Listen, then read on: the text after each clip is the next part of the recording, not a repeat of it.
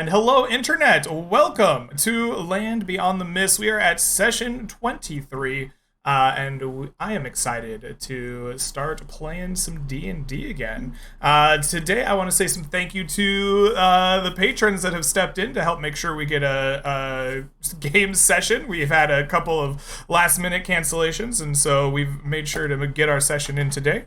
So big shout-outs to both Rioran and Leova. I appreciate you stepping in for us. Without further ado, I'm going to turn the show over to you so we can get underway and play. And I'm just going to go around the Discord call, let you guys introduce yourselves and the characters that you've brought to the table today. So, Leova, why don't we start with you? Hi, I am Leova. Today I am playing Alex. He is he used to be an adventurer's assistant, but ever since his first adventure where half his party was eaten by a horrible shambling mound, and his second adventure, perhaps third adventure, where he lost his arm to a cursed giant black, massive Naginata wielding Titan Slayer gauntlet. He has been something else. He's still trying to figure out what that is, who he is really, and kind of what his destiny is. Kind of just going down this path of the Titan Slayer path. Awesome. Well, welcome back to the table, and I look forward to seeing what that turns into for you. Next up, we have Mega. Welcome back to the Miz. Why don't you give yourself a little introduction?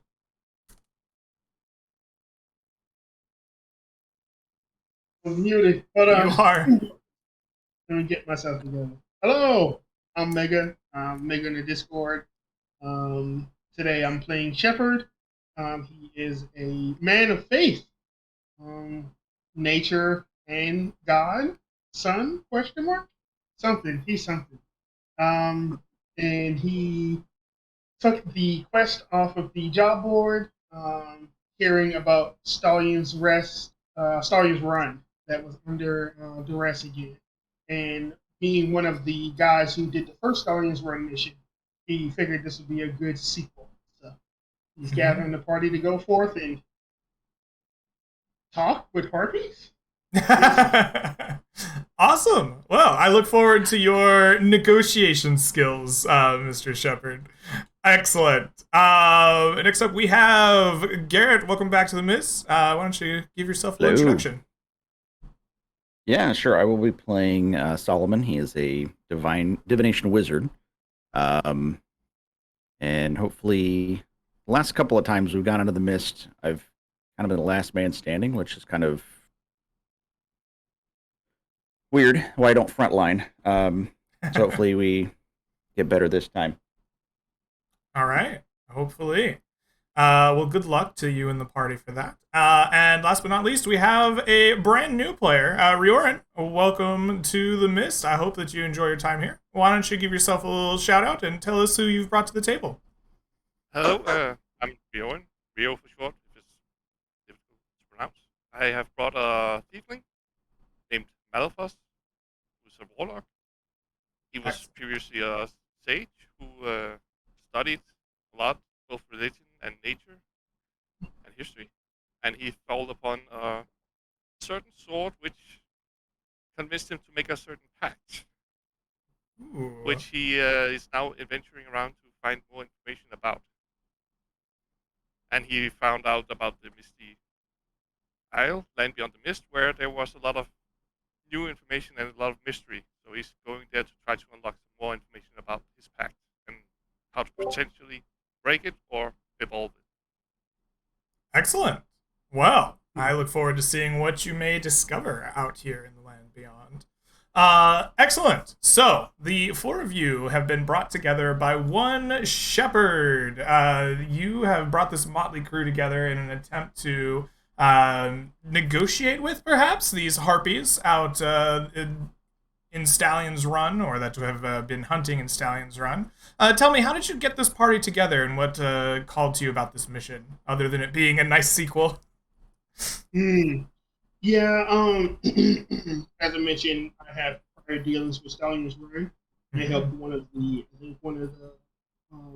most successful businessmen there fight some insomnia driven by a nightmare. And that was a horse-related mission I saw this one, and I was like, oh, okay. I'm kind of like the horse whisperer now, so let me go do that. I originally, I was going to have, I forget what Bradley's character's name is. I forget as well off the top of my head. Yes. I'll have to look it up. Hold on. But yeah, I was originally going to have him. Yes. Yeah, Marcus.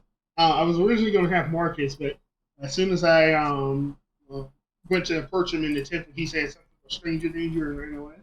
So instead, I saw Alex was at the front door trying to get in, but he has a 10-foot sword, so he was like blocked every time by the doorway every time he tried to walk in. So I was like, just come with me, dude. And as I was looking around, I was thinking I probably need somebody who is book learned because Shepard's a lot of things, but he's not learned. So probably went to the council and enlisted in the help of Mr. Solomon, being somebody who's one of books and knowledge and resources to shore up that strength. Because I think my intelligence is 10. So when it comes to that, I don't have a lot of it. Well, my intelligence is 12. I'm decent. I'm decent at book learning. And then Malithos, I didn't know he was a tiefling, but I'm guessing maybe when we were leaving, I saw this other researcher who looked like that demon I fought last time, and I was like, "You!" I thought I banished you, and he was like, "What are you talking about, dude?" And I was like, "Oh, how do you feel about horses?" And I invited him to come along as well. I had no idea. Awesome. Tieflings have a very storied history in the Shrouded Coast. So that they do. Yeah. All right. Well, with the merry band put together, some more cordially than others, it seems, the four of you are preparing to undertake a quest. A bounty has been placed on a flock of harpies that has been recently hunting the lands up around Stallion's Run.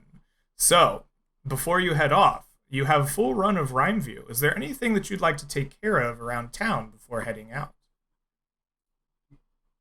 I don't know about you guys, but I wanted to see if we could get some more information about harpies because I don't.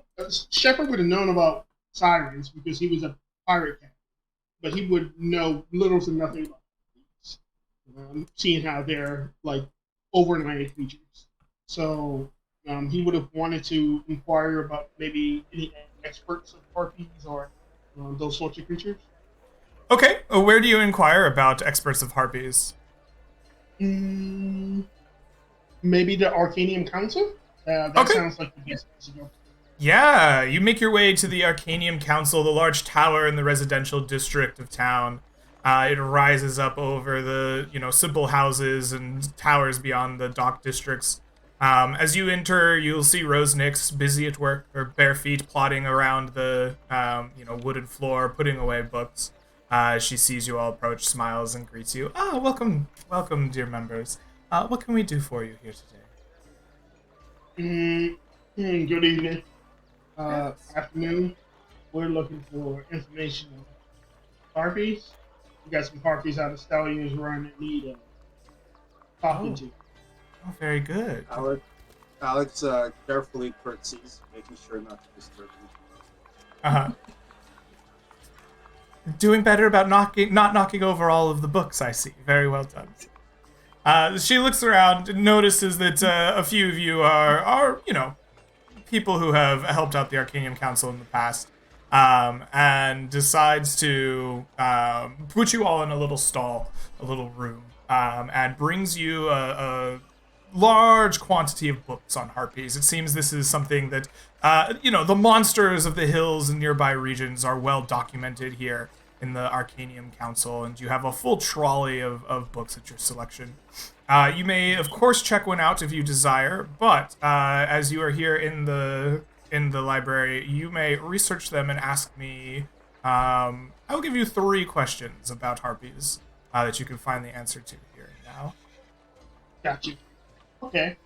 Um, I will go first, and then if you guys have any other questions, make sure to ask it. My first question is harpies. I want to know what unique abilities they have. I know they can fly, but that's pretty much it. And that is pretty much it, huh? Okay. Mm. You carouse the books, looking through, or peruse the books, I should say, looking through them for mentions of harpies and their special abilities. It seems that harpies are well known for having a melodic song. Um, People are well known for, or it is well documented that people have been charmed by the singing of a harpy, lured into their lairs and into the hills and mountains, only to be preyed upon by the harpy's attacks. So they are known songstresses and charmers. Mm. Okay, but you guys got any questions? Yeah, I have one. Okay. If nobody else has something. Mhm. What kind of useful parts are there on a harpy if I want to dissect? Ah, For example, a ingredients or fine anything like that? question. Yes, you spend some time looking through a different set of books entirely, pulling together as much information as you can about harpies and their dissection and after defeat. As you look, you'll notice that most of what is available on harpies are not particularly useful. However, there is some note that harpy feathers are valued by calligraphers. They have a strong ability to hold ink and maintain a sharp edge. So they make very good calligraphers' supplies. They are also known to be able to have charms easily imprinted upon them. A particularly talented, penwright might be able to weave a charm writ by a harpy feather into their writing. Is it specific feathers or all of them? It is. You will notice that there is specific feathers. Yes. As you research the feathers themselves, you will have advantage to harvest the appropriate feathers from the fallen harpies.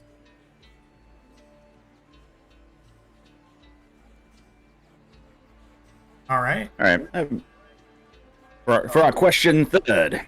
Yes, indeed. Want to research like what are typical hunting patterns or like regions of the area that they usually are known to dominate? Yes, yes. You find that mentions of harpies often are in large hilly areas or mountainous regions. They like to make their homes or abodes in caves or, mountainous regions where they can get shelter from the wind or the elements. And then they hunt in that area, usually no more than a handful of miles, where they can bring back they can lure in their kills and then hunt from a place of advantage, bring them back to the home. It is unusual for them to be ranging out further than a handful of miles from where they stay or live. All right. With your 3 questions asked, you wrap up your research, having dove through the books. Do any of you with enough do any of you with enough reputation with the Arcanium Council wish to check one of these books out? Yeah, I have 23. I don't know if that's enough. Yeah, absolutely. You go ahead and check out one of these books. If you have the time to consult the book, you may expend its 1 charge in the book to gain advantage on any ability check related to harpies and their understanding for the rest of it, for this adventure. Gotcha. Alex has 10 rep with the Arcanium Council, but he already has 1 book checked out. Could he leave collateral? Check out a second. We're just gonna just say that when you check out a book, it's returned when you return from a session, right? So when you check a so book I out was from the just reading library, that. you will just automatically return it when you're done with Yeah. your given session. So consider your account clean, and you can check out another. Okay, sounds good. In that case, he will go back to the same shelf. He put the Book of Legends back. He will open it back up to the bookmark like 8 pages in, and he will check it back out. Okay. Okay. Perfect. Possible. That was the same Book of Legends from before. Yeah. Yeah, you can do that. The book of legends and tales of the Titan Slayer, I believe. Yeah. Yep, correct. Yep. Perfect. Absolutely. And then one other thing: do any of you have any rep with the Conclave of the Faithful, or enough to buy healing potions? Don't worry about healing potions. I have one, and I'll be making good berries every day. So, But if anyone does have a rep, I wouldn't mind spending a few gold just to have one available. I have 15. I don't know if anybody else has more. I have a -5, so we're not going to do much help. I don't really have any. No, sorry. Kind of anti. Then we will skip that trip. We'll just like Grandpa Simpson it root around from the front of the concrete building. You need more than Appreciate 15. that. I think you need like 20 for healing potions. 20, yeah. Let me double check the Conclave of the Faithful here for you. So you need 10 to 19 for access to holy water, incense, holy symbols, and other tools of the faith. I believe that healing potions themselves we have kind of allowed access to as a base level, but let me double check. Yeah, so I believe that you really should be 20 plus rep with the Cold Iron Company in order to access their potions of healing supply. So I think that this is a good point to, like a point of order for the game. Like going forward, regular healing potions to be bought will require 21 or more reputation with the Cold Iron Company. Would they be available as restricted items in the Arcanium, or like 30 plus with the merchants, perhaps higher levels, other locations, other guilds? So it's not totally restricted to one guild in town? The idea behind specific items of the guild is that it is restricted to a single guild. However, we could think about it. I don't believe anybody has 30 plus with anybody at the moment. Yeah, we could have like a questionable merchant where 1 out of 4 times is just water. We could discuss that perhaps when we have people above that level of reputation, for sure. Okay. Yeah, I don't even like the Arcanium guys. I totally agree with them. And I'm right. Look at this guy. Look at this mouthfuls guy. But you know, it's cool. It's cool. We're chill. So, Yeah. with your research done, what else would you like to do here in town, or are you ready to travel out and take on your adventure? Well, if those harpies, they do things similar to sirens, I think Shepard would know that at the very least, whenever their ship came across sirens, everybody had on hand wax to plug their ears. So he would be looking to purchase some candles, enough for everybody to plug their ears, possibly twice. One if we encountered them in the fields, and one if we encountered them in their lair. So maybe looking to get around like 6 or 7 candles. Absolutely. I think that you can easily buy candles here in town, and you can find them for a copper piece each. Just simple wax candles that you're willing to break down. You don't need the expensive stuff. No scented earplugs for you today. No Yankee Candle. Yeah, you avoid Yankee Candle. Deep inside one of his packs on the mules, he has 5 candles. Oh, look at that! Hey, Nice. I will purchase a egg So nose. like come back with like a handful of candles, and Alex is busy lighting a couple other candles. Just he's like, Well, hey, Alex, thanks for being extra prepared. But I do want a cinnamon candle because of this. Nice. Take one of those. Definitely. All right. Candles prepared, research done. Anything else, or shall we travel on? I would like to go to a Fletcher, I think, where they make arrows, and ask him about the process of getting feathers out. If he uses a special knife or anything like that, or a special tool, and ask if I can buy one for the Harpies, so it will be easier to get them out. That's Absolutely. smart. The Fletcher does indeed use a special tool.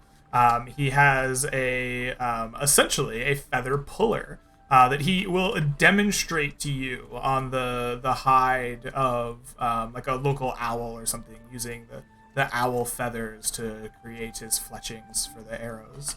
As he demonstrates the puller, it's like pushes down into the hide of the owl, and then has a little latch that pulls the quill out deep from the root. It is a pretty nifty piece of metallic construction. He says that this is guaranteed to give you a full yield of feathers on a successful check. He will part with it for 25 gold pieces. Ow. That's yeah. Yeah.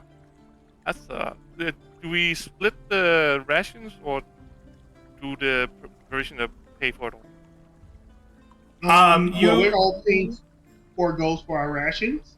So if you would want to, what would be appropriate is we all split the cost of that tool as well. If you guys are okay with that. Yeah, that's fine. Alternately, Alex can just give the guy like a magic item. Like, here you go. Wait, a magic for I think an iron tool. gold would be enough. Funny, I've got this skull bone bow that I've had for a Oh while. my that I literally can't use because one of my arms is a sword. And every party I travel with, nobody uses a longbow.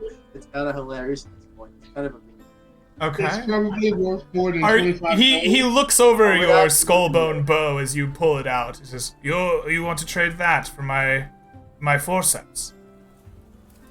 How about this? 15 gold, and this is collateral. If we all die out there, you can keep it. You come back, 15 gold. Ooh. Pawn Stars. A deal. And he holds out a hand, looks at your hand, Alex, and then it's holds out his just other hand. Holds out the wrong hand. And then you Yeah, there's a little confusion for a moment, but then a lefty shake happens, and he will take 15 gold and hold your bow as collateral for the rest. The strange shit. Does this tool have a special name, or should I just call it tool to remove feathers? I believe it would be like some kind of forceps if you're looking for a name. I would call it forceps or like feather remover if that makes more sense to you. Either one. Hold it. Yeah.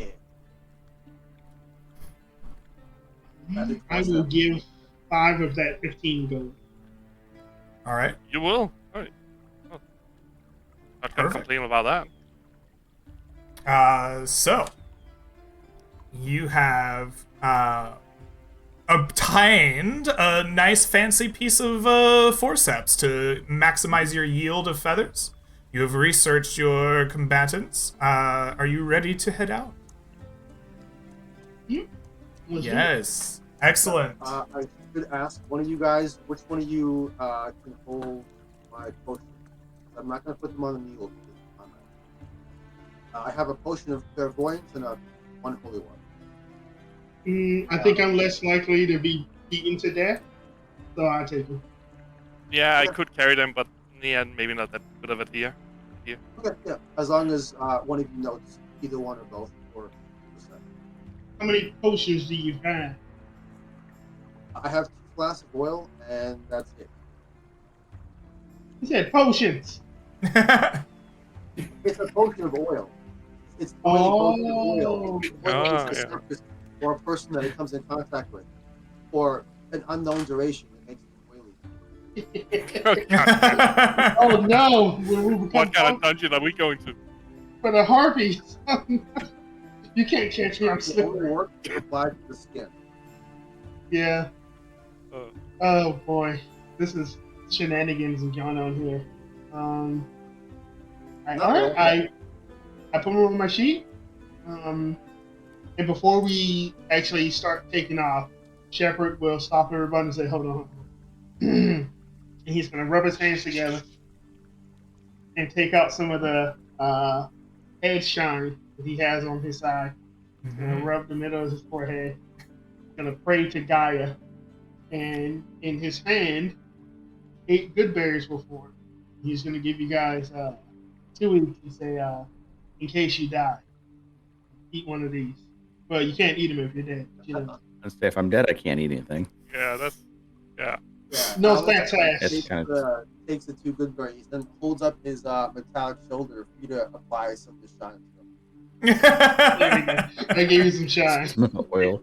Looking good. And then he looks around at the other 2, hoping they have something that can also be shine. Solomon, Bjorn, Malthus, anything? Yep. Shield, something? Yeah, I have a shield. I have a sword. Which one? Take your pick. Roll a d2. All Yeah, right, you fine. want- Yeah, you too. Well, there you go. Test out that dice roller.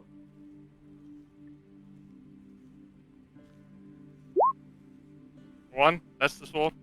There you go. All right, your sword is shined, and I will say, there we go. Now the sun's rays will more appropriately shine off of your sword. All right. Nice. Solomon, you got maybe a belt buckle or something? I have a belt. The only thing metal I have is a medallion. But Good enough. Line it up with the Shine Boys today. All right. Yeah. Shined Full up shine. and ready to go, you begin preparing to leave town amongst the hustle and bustle of Rhymeview, heading out towards what I believe to be Stallion Run, but we'll get to that here. The first thing that we need to do as we enter our travel phase is to determine your destination. I assume it's Stallion's Run, but tell me, are you heading somewhere else? Nope. Nope. All right. So Stallion's Run is going to be 1, 2, 3, 4 hexes away. About a full day's travel, depending on how you get there and how well you do. So tell me, as a party, what is the mode of travel that you are taking? Walking. Yeah, walking. All right. Excellent. You are walking over land, the cost of which is free. And we'll go the standard 4 hexes per day. As you are preparing to leave town, there are 4 roles assigned with travel: the scout, the guide, the lookout, and the provisioner. Tell me, who amongst you will be taking on which role? I'll be guide. The I guide. think Okay. Riori is doing provision. The pack rat. We're buying ration. Okay, you will be taking on the provisioner Malithus. We'll get to you in a bit, or in just a minute. That leaves Solomon and Alex. What role would you like to take? I think Solomon is a scout. Yes. Either that or the. I can't remember. Yeah, I think that's what we decided on. Okay, Solomon, you shall be our scout. Alex, it leaves you the lookout. All right. So, Malithos, as you are preparing to leave town, you are tasked with finding the provisions necessary for the party, making sure they have food and water and anything else they might need on their journey. You say you are choosing the pack rat route of doing so, gathering all of those supplies and keeping track of them, holding on to them for the journey. So, as a pack rat, you have the option to buy travel rations. Your party will need rations every day of the journey, at least 1 for each of them, as well as 1 half travel ration for your accompanying steeds, if any. They cost 1 gold piece per day and weigh 7 pounds each per travel ration for party member. The ones for your pack animals will cost 5 silver pieces and weigh 10 pounds in total. So, tell me, how much are you buying? Is anyone encumbered? And where are you holding it all? Well, we were talking about splitting it up between us, the price. If that was all right with everybody, I could also cover most of it if it's all right. If somebody's a few points short. Okay. Yeah, all of the weight is going to Alex's mule. Yeah. I think it's 152 total pounds accounted for, so that settles. Yeah, And it's then 4 days each. Yeah. and then All the right. cost is how much total? So if The you're cost is 18 gold So in four and total. a half mil. all right. So, with 4 days of rations, Malithos spends some time purchasing them from the various shops, latching them to the mule, and you begin to head out into the way to Stallion's Run. Your first leg of your journey is going through the local forests. It is an easy enough walk. You make your way in and around the tree roots, passing by small villages along the way, and eventually finding yourself well beyond the walls of your hometown and into the wilds proper. And we shall go over to our good friend, the scout, Solomon. Solomon, you're responsible on this trip for making sure that your party does not get lost, stuck, otherwise turned around, or lose time during the journey.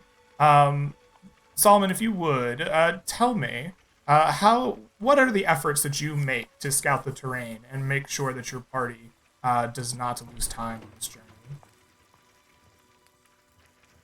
Certainly. I know we're moving through a uncivilized, like there's no clear path, but I want to kind of look in the wilderness and see if there's anything that kind of have a path has been worn by wildlife.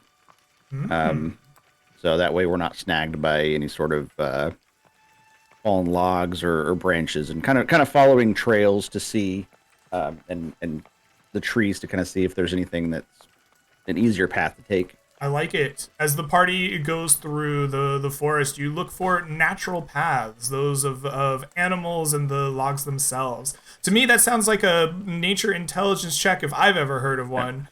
Please go ahead and make that check for me. Your base DC is 12, and you are moving through a hostile controlled area. So go ahead and give me that check at DC 15. All right. That is a 20. Very good. Nice. You know your ways around the forest, having gone through them multiple times at this point. You follow the natural trails of the creatures that make their way through. Please take inspiration for your successful navigation through the forest. Your party will not lose time along the way. You press through about a day's or half a day's worth of travel. Eating lunch along the way, you break out of the forest and into the grassy plains. These grassy, waving plains make up the bulk of your journey on the way to Stallion's Run. This is where the horses themselves run free to give the area its greatest export as well as its namesake. You can hear the occasional thunder of hooves and whinnies along with the cries of eagles above. As you are making your way through this terrain, we will turn to our guide, Shepherd. Shepherd, as the guide, you are in charge of making sure that the party is not exhausted by the journey. It's not just the walking itself, but the lands out here are treacherous, full of hostile and unknown terrain, and it can be draining to go through them. Describe your efforts to stave off the labors of the journey for the party. Yep, absolutely. Yeah, much like before, Shepherd's actually made this Stallion's Run, and I believe one other druid actually has made their way up to this point. So he's looking for those druidic markings that are showing the paths that are safe and the paths that are not. Like, there might be like a leaf this way, and it's like, this is good, and then it's like a skull and bones this way. It's like, this is the wolf thing, don't go this way, basically. So he's trying to find, and then also showing which path is at the least cluttered. So like this path isn't like made like there isn't like a trail for people to go through, but there will be like less vegetation here, more vegetation there. As you mentioned, trying to find the easiest path to travel by foot. So he's mostly using his druidic teachings in order to. All right, I want to point out I love the fact that the druid of your world is as subtle as a little leaf the wrong direction, and as obvious as the druid just marks a skull and crossbones. And it's very interesting the language of the There's a dichotomy. druids. Excellent. That sounds to me like a survival wisdom check, if I've ever heard of one. Your base DC will be 15, but we do know that you are traveling at least partially through a hostile controlled area. So please make your check at DC 18 for me. Gotcha. And because I'm an outlander, I have advantage on this roll. Perfect. Yes, you do. Ooh, that is a 15. So you are unsuccessful on your journey. You're trying to follow the druidic signs, but it seems the path of the other druids has changed slightly. The wilds out here change and are hostile and unknown, and you end up in something downright draining for the party. I think the party all stumbles through stinging nettle. You just are awash in it. The mule is up to its shoulders in it, bucking and kicking. You are all feeling this itch from having to wade through it. And as you push through to the other side, I want each of you to mark 1 level of exhaustion for your journey through the forests and the grasslands beyond. It's a new sub. Yes, it is. All right, and Greg forgot to change his notifications to be muted, so we're going to take care of that now. Thank you for the sub, though. I appreciate it. All right, you move on into the late afternoon as you push through the grasslands, nearing the coming Stallions Run. You can hear the city itself on the horizon in the distance. You're still a few hours away from it. I want to go to Alex, our lookout. You are responsible for making sure that the other dangers, not just the terrain, but the creatures and monsters and hostile factions that might be out on the lookout, don't surprise you and your party. Please describe your efforts for me to keep a sharp eye out for these dangers. So Alex isn't really so much of a scout. It's hard for him to hold binoculars, for example. It's hard for him to, hide from things because of his giant sword arm, for example. He really trained himself. So he's going to use what he has to his advantage. He's actually going to go off the path and just move through sort of like side, kind of parallel to where the rest of the party is going. And just ahead of them, and kind of like using his sword arm to cut through bits of area, make sure that anything that is ahead of them or around them, that it'll see or spot him first, or he'll spot it first, or kind of get a jump on it that way. Trying to use his natural like athletic abilities rather than just his eyes to get an edge that way. So you range out ahead of the party, swashbuckling through the tall grasses and the forest around you.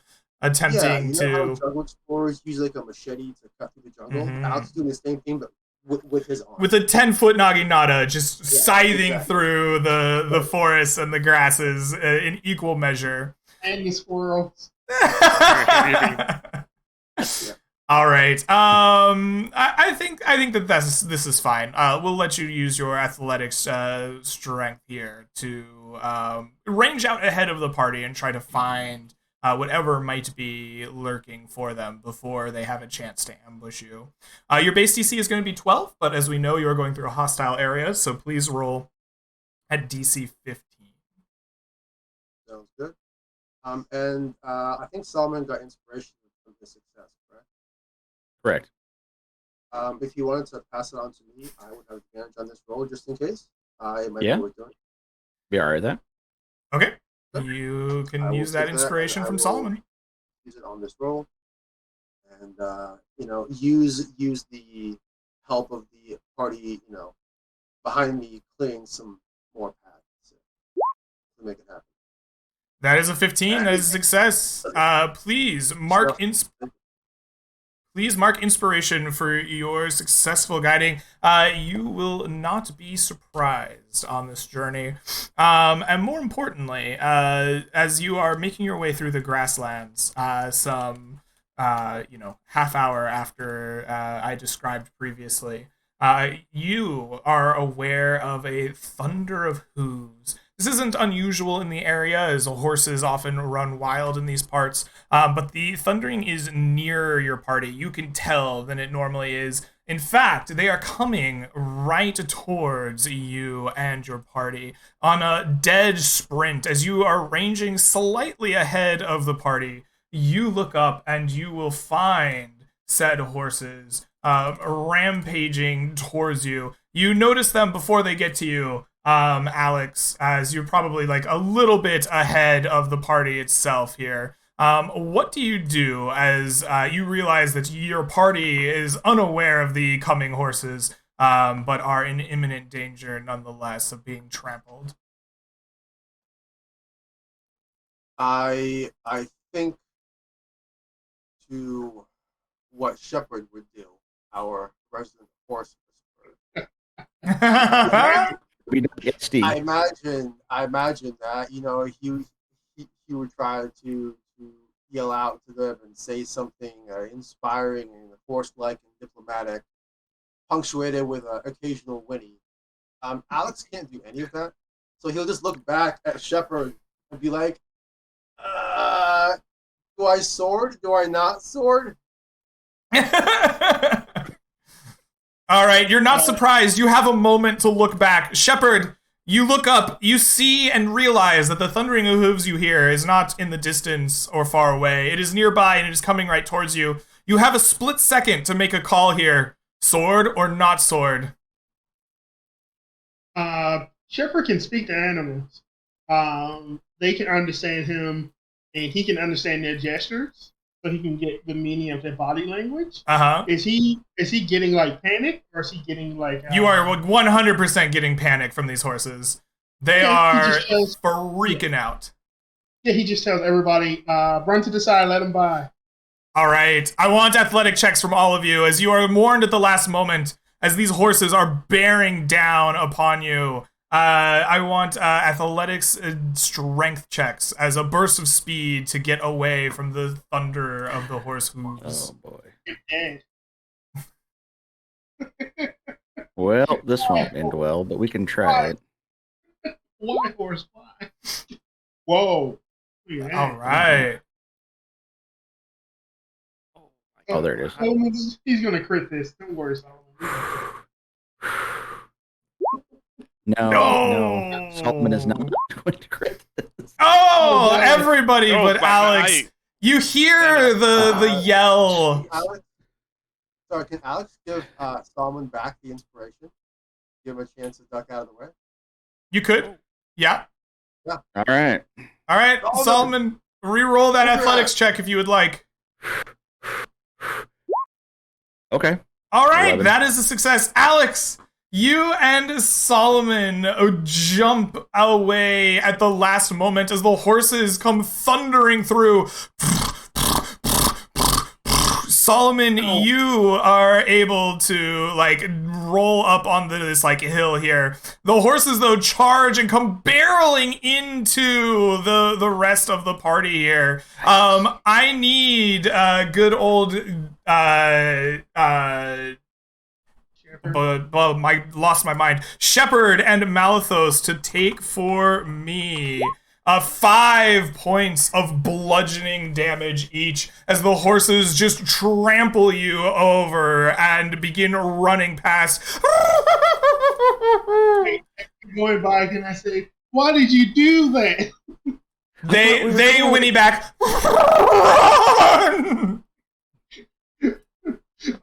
Is that horse will run as well? Oh yeah. Yeah. For sure. I will start limping after them. All right, you begin limping after them. What they were running from? Is there something that was chasing them, or something obvious overhead? What were they running from? That's his concern now. Mm-hmm. You stand up to look to see what they might have been running from. But as you do, You see a figure come above the party to the northwest up here on the rocks. A small clip clop of hooves sounds out, and you can see a black furred figure, a mixture of horse and human woman, holding a large spear and bow. She peers down upon the party, having just now seen you, and yells out, "I had heard the distress of animals. You poachers! I shall have your heads!" And begins to draw her bow. Oh no. Lady, stop! I speak for the trees. They ran over me. And I speak for the horses, you poacher. Alex will shout out, stop, we had no part in this, look. And he holds up his massive sword, completely clean of blood. You hold up a massive sword while she decries you as a poacher. No, not towards her, but like as like look, it's clean, like not at her. Yeah. I go to cover. Malthus just ducks behind cover. All right, Shepard and Leova, who amongst you has the better persuasion charisma roll? I got 0. Yeah. 3. You have a 3. All right. Alex, go ahead and roll persuasion. I would have given you advantage for the assistance from Shepard, but you brandished a 10-foot sword at this woman, so specifically a sword, might I mind you, that is meant for chopping the heads off of horses that charge. That is what the naginata is used for, yes. Yeah. So I'm gonna have you roll with both advantage and disadvantage to convince her that you are not the threat here. That's fair. I was not aware of that, but that's fair. Give it a persuasion. If only I didn't fail. Yeah. Oh, she is unconvinced, decrying you as poachers. She reaches back with her bow, and I want everyone to roll me into initiative. Oh joy! About to get killed by like horse Kratos. Horse Kratos. I love it. Oh boy. I rolled a 9, but I forgot to click my. Okay. We can make that happen for you, no problem. Oh god. Yeah. I rolled 1. So we need to add Shepard. Wait, is this some sort of bizarro harpy? A horse harpy? No, not at all. So, Solomon, you are the first to react here. As the bow is being drawn, you can tell that she is unimpressed by the display of your companions.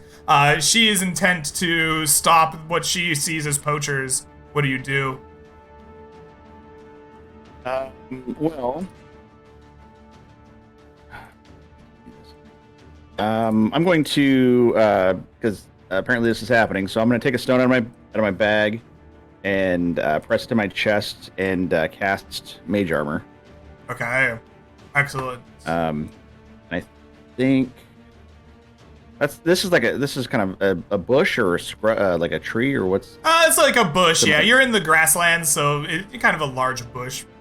Okay, I'm gonna drop prone in front of the bush there. Okay. You drop prone in front of the bush. That'll do it. Just laying on the ground like you do. Okay. Like I do. Alex, it comes to you. She's aiming her bow right at you. What's your plan? Well, my plan is thus. I have a big shield, I have a big sword, but they're both not as big as my bow. So, I think we have range attacks with this bow, unfortunately.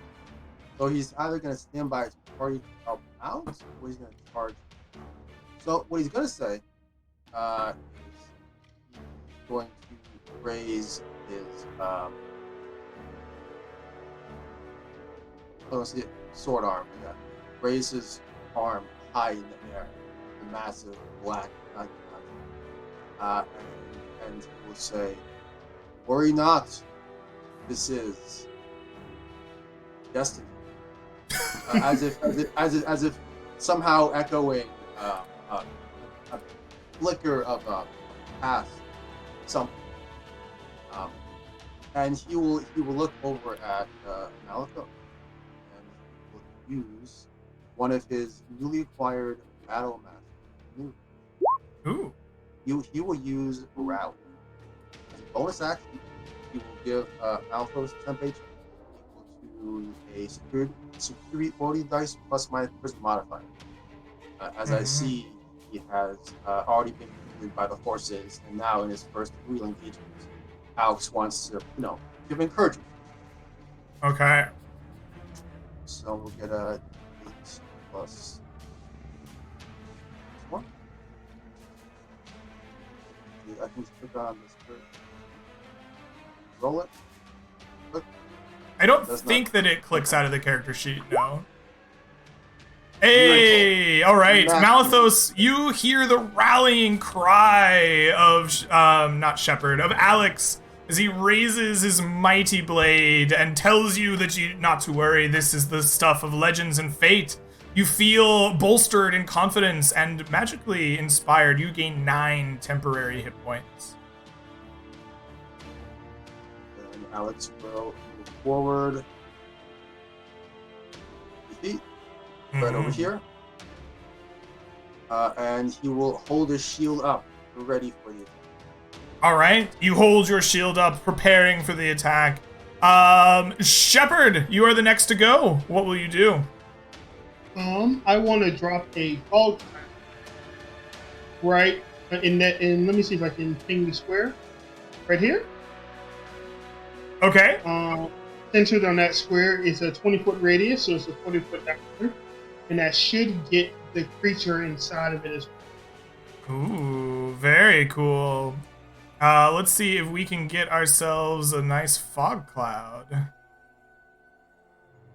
First level spell. Boom! Fog cloud. Right there. Ooh, is that big enough? Yep. As it says, it's 20 feet. 20-foot radius? It's a yeah, 4 it's 20 foot squares, radius. so 8 squares, basically. Yeah, that's what I mean. It doesn't look like it's a 20 foot radius that right there. It looks like it's a 15-foot radius. How about that? One more square wider. All right, I'll give you that.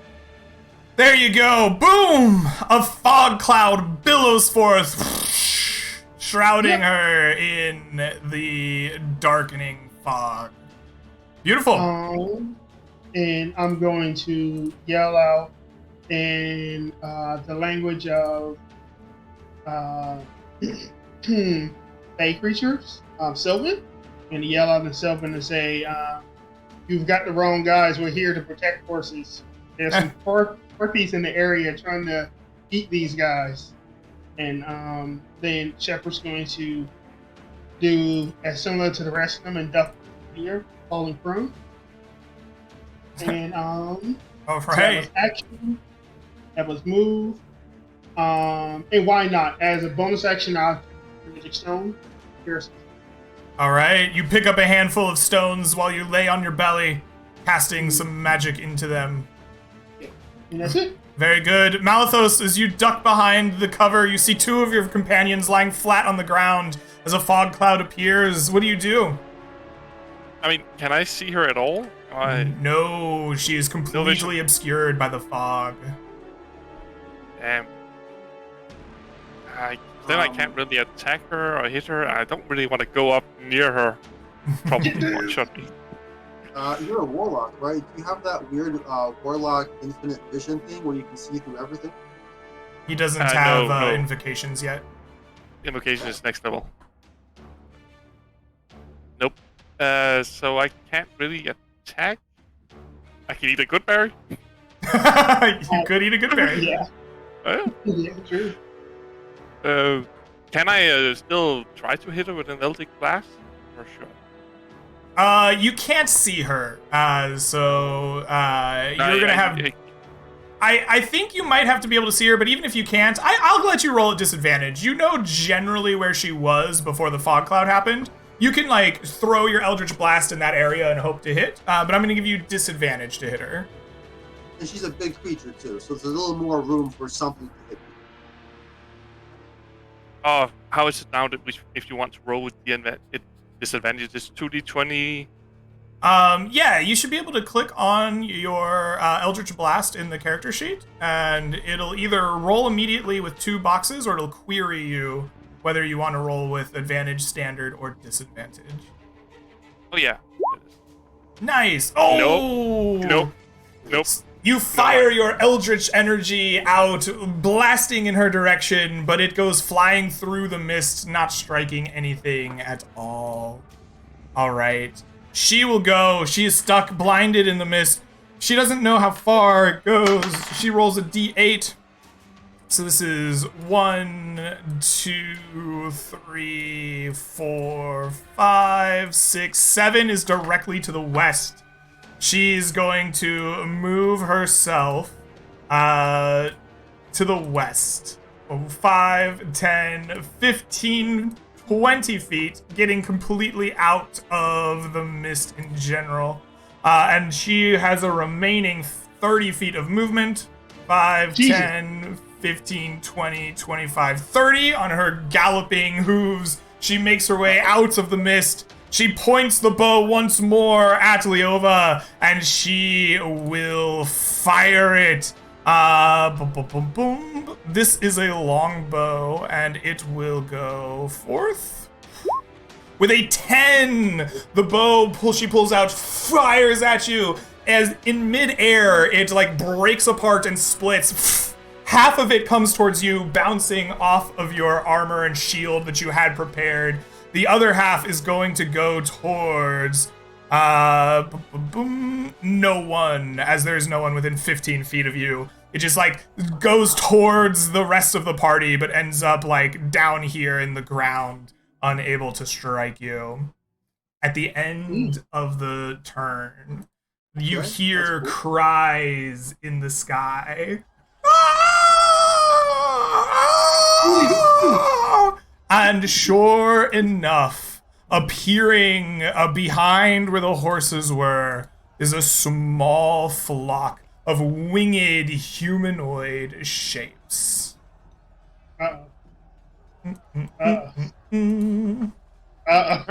Perfect. Oh, God. Help! You got this. It's Hootie's cousins. It's Hootie's cousins. There are 5 of these harpies, and they are going to roll into initiative. Oh, no.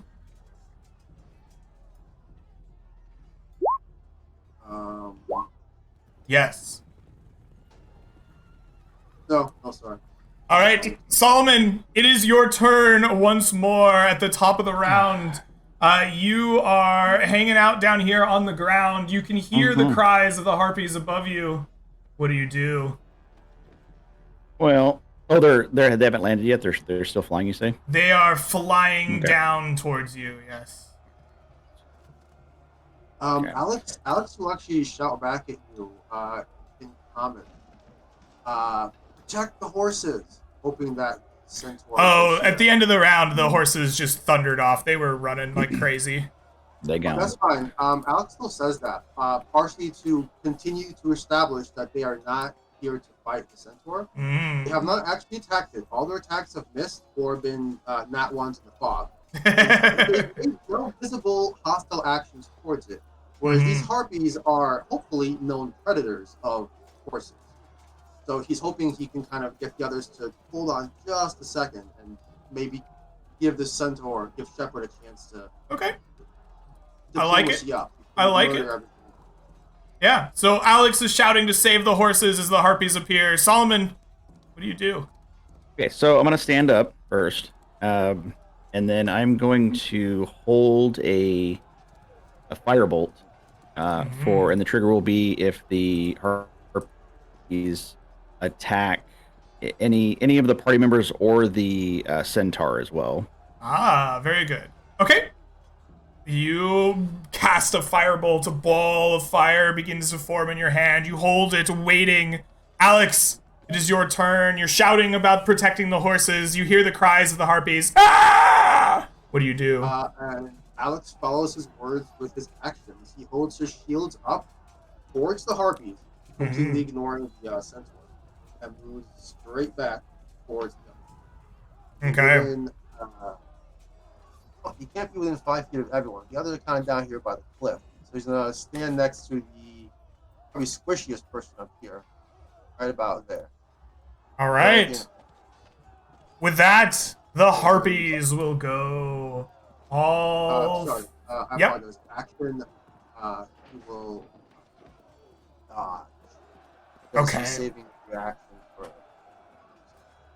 All right, you begin dodging. The harpies will then begin to fly forward. They are on their wings, swooping down low towards you. They have a 40-foot fly speed, and they are coming 5, 10, 15, 20, 25, 30, 35, 40. It cannot quite reach you and attack. It will race up into your face, spreading its wings full. This one will go similar, 5, 10, 15. Avoid the fog, 20, 25, 30, 35, 40, 5, 10, 15, 20, 25, 30, 35. Get up in here. This one will come 5, 10, 15, 20, 25, 30, 35, 40. This one in the back is going to land on the ground and raise its head to the sky.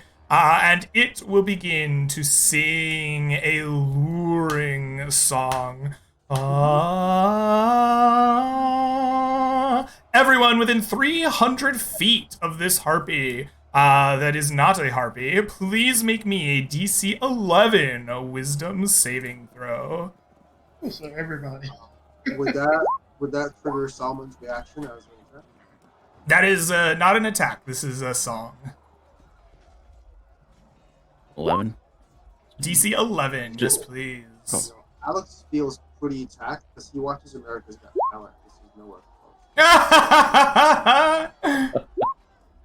Oh, Alex, you Feels may very not attacked. think it's very talented, but it is enough to charm you. You are. Do we Huh? have advantage from the candles? You did not put your wax in your ears to this point, no. Oh, I apologize. I thought we had all pre-prepared candles, knowing that we were gonna. Yeah, you We bought can't walk candles, but around you didn't all shove day. your ears full on the journey. Yeah. Because they didn't want to be able to hear. What? So you are charmed until the song ends. While charmed by the harpy, you are incapacitated. And if you are more than 5 feet away from the harpy, you must move on your turn towards the harpy by the most direct route possible. This does not avoid opportunity attacks. However, whenever you take damage from a source other than the harpy charming you, which in this case is this one here, you will get a chance to repeat the save. You also will repeat the save at the end of each of your turns. It only forces movement. It does not restrict action. Correct? You are otherwise incapacitated. Oh, incapacitated. Which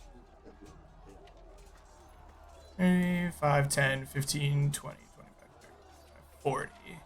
Which means this one can move within 10 feet of it. All right, they all fly towards you. The singing of its song begins to play around you. Shepherd, you're laying on your belly, stones in hand. You can see the flying beats of shadowy wings above you and hear the song of the harpy play. What do you do? I don't like this. So Shepard's going to stand up from prone, and he's going to activate his death gift Ooh. as a bonus action. So as a bonus action, his I don't know why this happens every time, but his shirt decays, and he looks like Goku when he was beat up. And a wing sprouts out of his back, and he goes, "Shut that racket up!"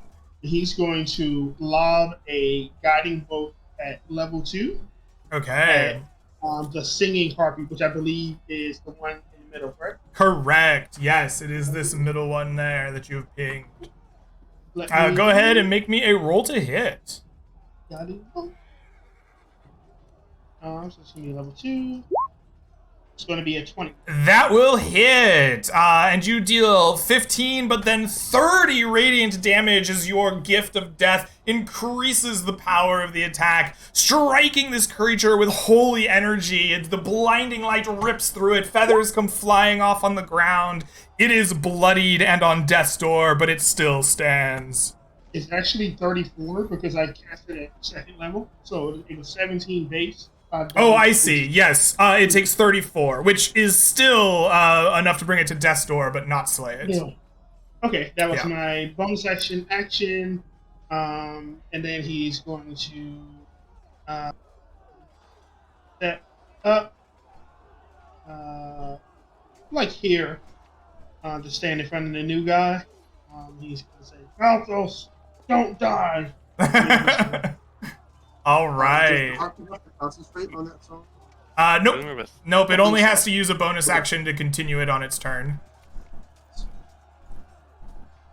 All right. Shepard, incredibly done. Malithos, it comes to you. What do you do? Yeah.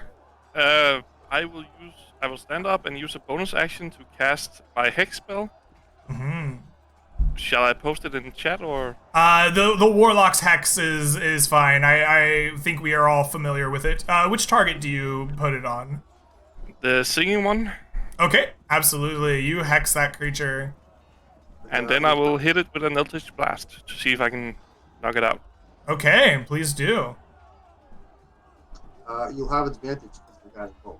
You do have advantage to hit. Yep. That is a 12 to hit. The Harpy has a natural AC of 11. Roll me damage. Woohoo! Put it down. Yeah, and it's plus 1d6. I believe that's And then, right. Or no, it's and plus then, your charisma, right? Oh no, it hex is plus 1d6. 1d6, okay. for- Yeah. Oh, I'm thinking of But then you Agonizing also Blast. one That's right. ability for hex that it gets disadvantage on, like strength or dex.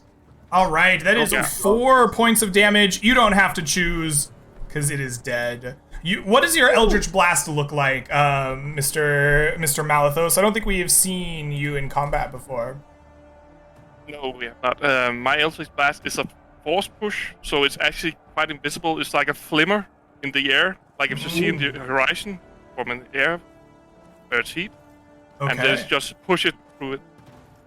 Very cool. Excellent. Yes, the air shimmers briefly, and the Harpy is blasted by an incredible force. It comes dropping out of the sky, dead on the ground. Alex, you are no longer charmed. I will also move the hex because I can do that after it dies down to the one that's in front of Alex. All right, excellent. We will mark it as hexed. I think this is a good hex. There we I go. think you have to move it on the next turn as a bonus action, if I'm not mistaken. Oh yeah, I'm not. Yeah, I can just. All right. This centaur will go. The centaur pulls back its bow, and it's going Yeah, to bonus action. trot forward ever so slightly, getting up to this bush here, and it rips its bow off. 2 arrows come splintering out of one as they come flying towards this harpy and this harpy here. Yep. The first one is a 20, dealing 7 points of damage to the harpy. The second bit of arrow goes flying into the other one with a 23, each one shredding into feather and flesh alike. Each of them cry out in pain. Ah! And that is going to be... Oh no, it gets 2 attacks with its longbow per turn. I didn't realize. It does the same again. As they scream, it pulls back another another bolt from its quiver and fires it from its bow. The first striking the first harpy again for another 5 points of damage. The split piece of its arrow comes flying towards the second harpy, striking it as well for 5 more points of damage. Just these split arrows just peppering them in the back as they scream. Solomon, it is your turn. What do you do? Well, about the development. Let's see here.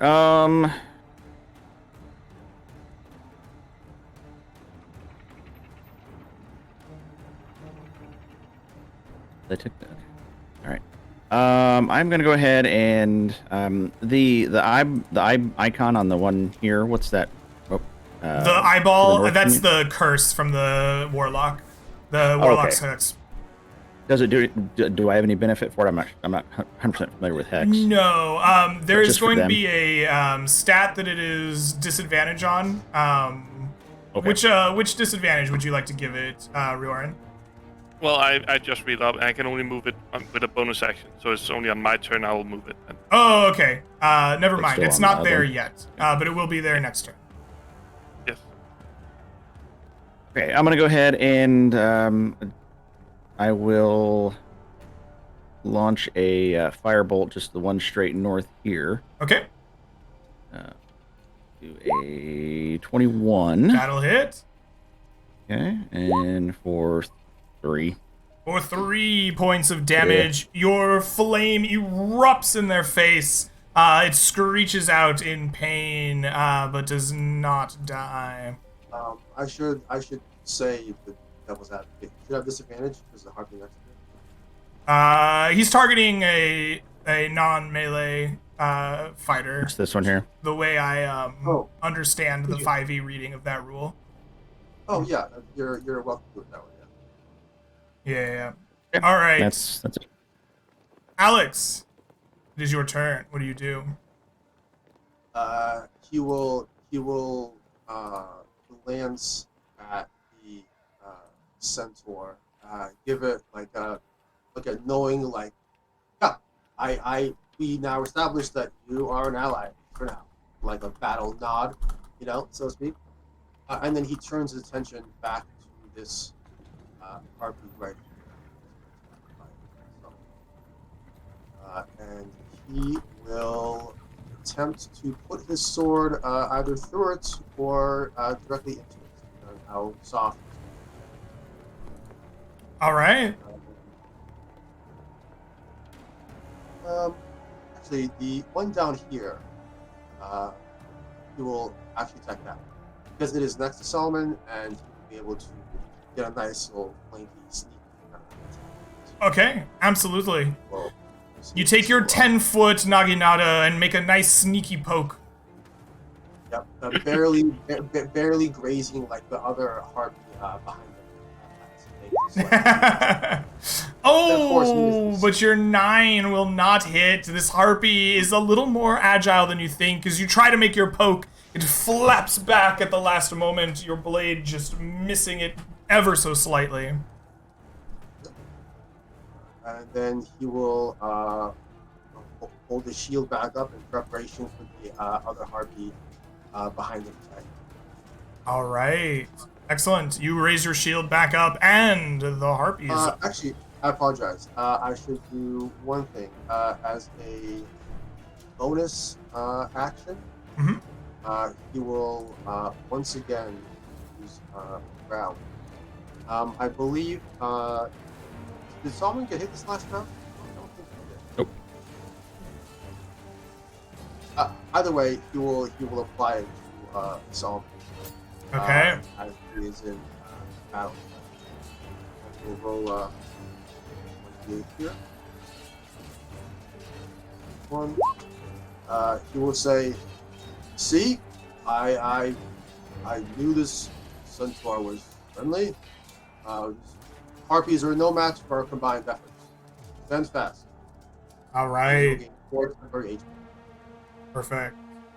You are bolstered by your companion's words as the Harpies will begin their assault. This one here is going to rise up and make 2 claw attacks. Oh no, only 1 claw attack and 1 attack with a club that it is carrying against Solomon. The first... 4 on the claw attack. Huh? I'm going to use my portent on the first attack. All right. Oh, no, What no, portent no. will you be You're off. using? Good. The good. 2. The 2, you see this claw attack coming. You know that the claws are coming for your neck. You've seen it in a dream. You step back away from them. They crutch right where you once were. And then it will follow up with its mighty club. With a 17. Will that hit you? 17. I'm going to, in just blink of an eye, a stone it lands in my palm, and I'm going to throw up a shield. Make it 19.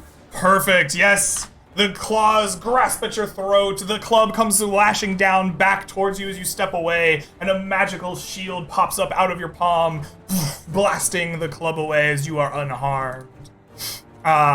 The second Harpy is going to try to claw at good old Alex, reaching out with its bottom legs, its claws fully extended. A 15, they glance off your shield, unable to penetrate past. But as its claws are like scratching away at your shield, it tries to club back over the top of you. Oh, but it is too distracted by the reach of your blade. Its club swinging wildly. These However, two... Yep. as it does, Alex will respond after it misses by following through with the blade with a ripasta. With a ripasta. With a ripasta. It's an Italian technique, whatever. Hey, Forget about it. Forget about it. It's a rigatoni. Okay. Wow. Complexity. Sneak attack. Let me make this before TOS gets us on Twitch. Oh, you slash this creature. As it swings its club, you bring up your blade, like raking through soft flesh and feathers for 22 more points of damage, which is 22, 29, 32, 37, all but bringing it down in one mighty swing. It drops to a knee, barely holding on to its life as it tries to gather itself. Oh, actually, I got good news for you. I'm going to add the superiority dice. Oh! And with a single slash, you decapitate it. Its head that almost seemed to hold on by a thread just slides off onto the ground as you have One of those anime slew. deaths where they don't die right away. They keep like scrawling, and then the half their body is Yes. Yes, the Slides most off anime screen. possible. Alex's blade just comes through completely clean of any Harpy master blood, pristine, and he looks up like, Perfect. That brings these two harpies, which are going to surround the single black winged creature, or an aura of death pouring out of him, and they will claw and club at Shepard. Good. Good. The first will attack with its claws with a 7, completely missing. It will then follow up with its... Oop, I made a mistake. There we go. Get that out of the way. It will then follow up with its club. Also a 7, unable to strike you. Just one more 7. Then we're going to Vegas. All right. The second harpy comes flying in with its claws of 13, unable to get you. No, it will follow up with its club. One last attempt. Almost. These poor creatures. Shepard, as they claw and club at you, your defenses keeping you safe and sound. What do you do? Shepard was behind his shield, taking all the blows. and after they led up to gather themselves, he whips out his staff of birds and Mhm. calls out Ward and Sylvan, and the staff shivers with green light as he casts Shillelagh as a bonus action. And then Okay. he's going to whack the one that's directly in front Okay, you whack the one that's directly in front of you. to make it extra spooky as he whips out the staff of birds, and it glows with the shillelagh energy. It also does like a very soft bird cry. Caw-caw! Hooty hoo. Hooty hoo! Your 12 will hit for 16 points of damage. The mark of death flashes as the harpy is bloodied by your blow. Ah! Take that. And that's his turn. All right. Malthus, this single winged figure of death is dealing it amongst your presence. What do you do? Well, I will move up here, Okay. and I will move my curse up to the one that's in front of Shepard, All right. So you and shall. I will use Eldritch Blast again Okay. because I can. Because I I'm can. not getting in melee with them. I like it. Good idea. Your shimmer of force energy ratchets across the body of this creature again. Go ahead and roll me damage. 11. Wow, 11 points of damage. Feathers and blood come blasting back off of it in a shortened cry. It falls to a knee. It is on death's door, but it is not Oof. dead. All right. Dang it. Oh, can I eat a good berry as like a bonus action? No. That It was that is a action to consume a potion or interact with a magic item. A good berry would be a magic item in combat. All right. I also think you used your bonus action to move your curse here. True. Excellent. With that, the centaur will ride forward ever so slightly to get a little bit of an a line of sight, and they will shoot their bow at this creature here. They pull their bow out, firing at the harpy with a 9. The arrow misses it, but it splits in mid-combat, flashing towards the creature right to its right. The harpy is struck by this piece of the arrow for 6 points of damage. The undeterred, the centaur reloads again from its quiver, firing its arrows out. The first half of it will strike the top creature for 3 points of damage, which is not enough to fell it. But its split arrow will travel to the second harpy, also hitting it for another 3 points of damage.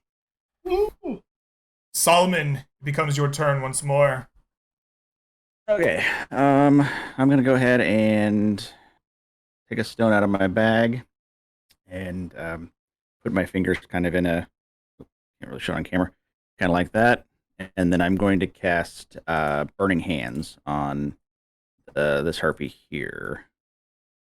Okay, sounds good. You are going As to you cast it, the flames reflect off of Alex's phoenix shield and light it up in a beautiful. Oh, it's completely dope. Yeah, so it's so cinematic. Yeah. Marvel's got nothing on this. Oh, the harpy completely fails, getting torched entirely by all 14 points of damage.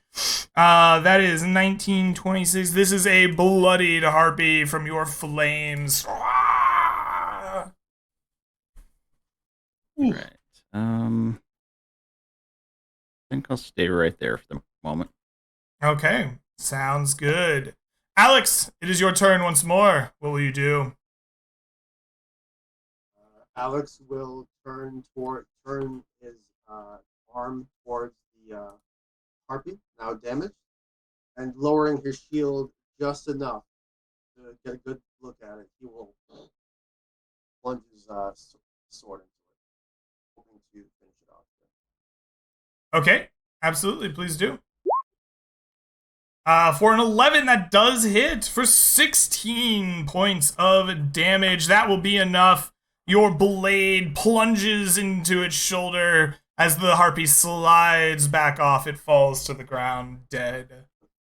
And as he takes his arm out of this thing, he will nod to Solomon and then walk back. Okay.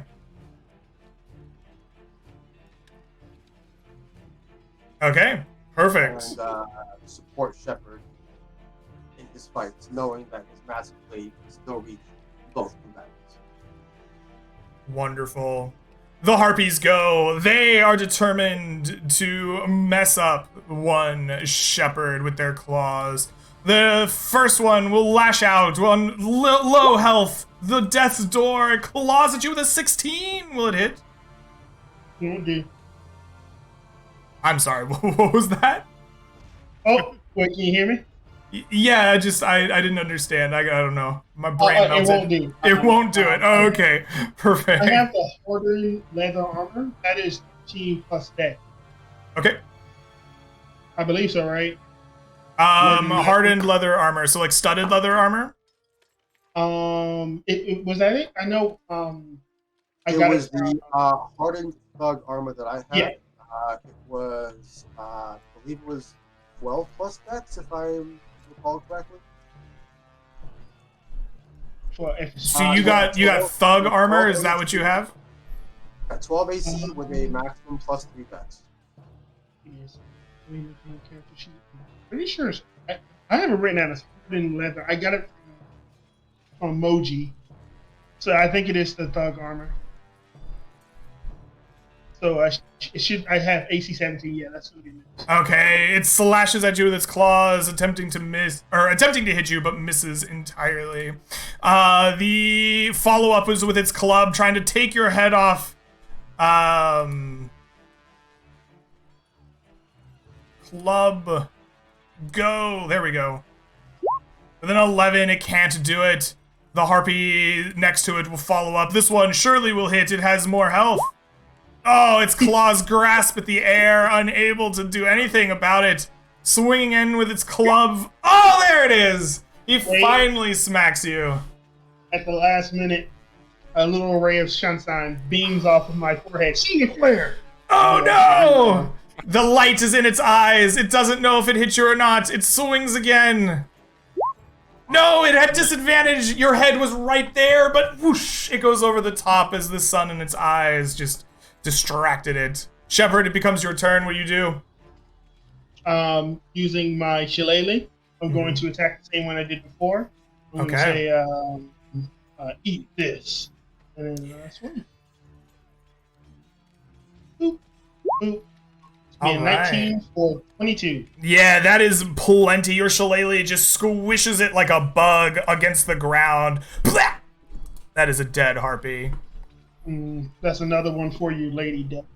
And then he's going to 5, 10, 15, 20. All Just right. get on the other side of it. I like it. That's the end of my turn. Malthus, there's a single harpy remaining. What do you do? I move up to get a better shot. I move my curse over to it, and I, again, hit it with Eldritch Blast and hope for the best. Beautiful. Your curse is laid upon it. Your shimmer of force rages out, striking the creature once more. Go ahead and roll me damage. Ooh.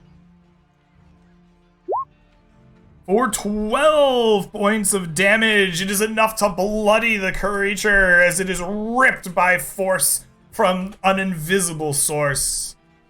The centaur lady will put her bow on her back, raise up a mighty spear, and charge forward. 5, 10, 15. That's a dead harpy.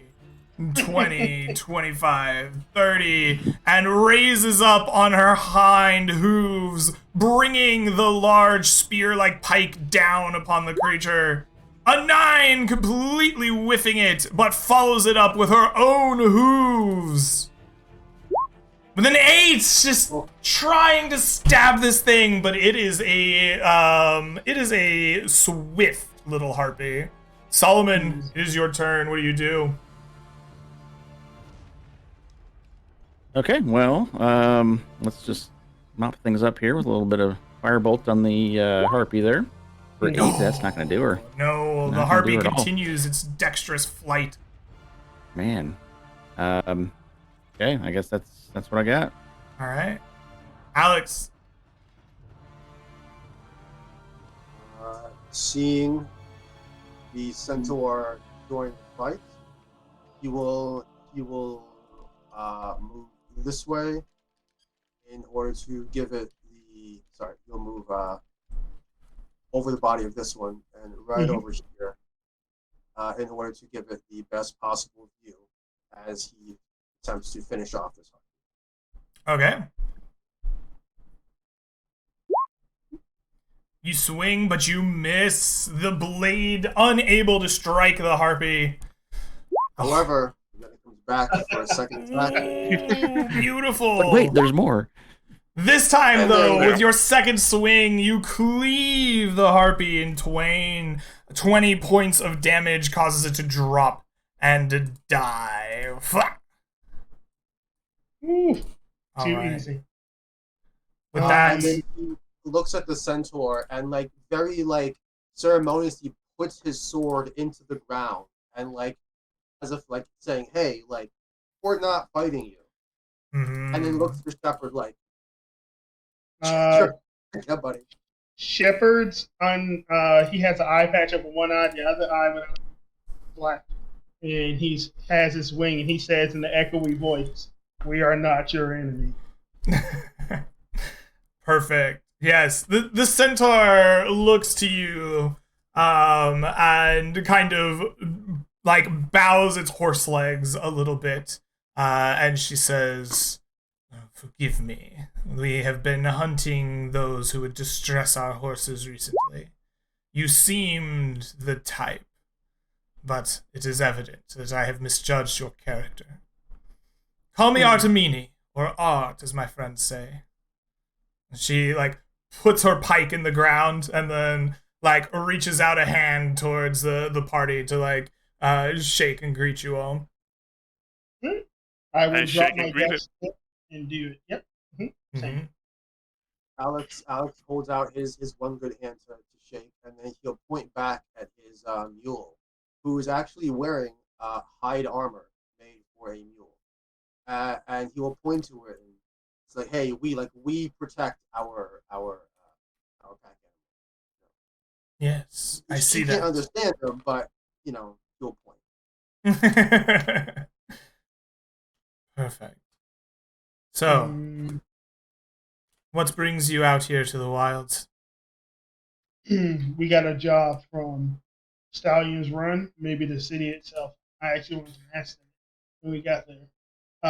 Greg, on the mission thingy, it didn't say who exactly put out the bounty. Is it just a bounty of the city itself?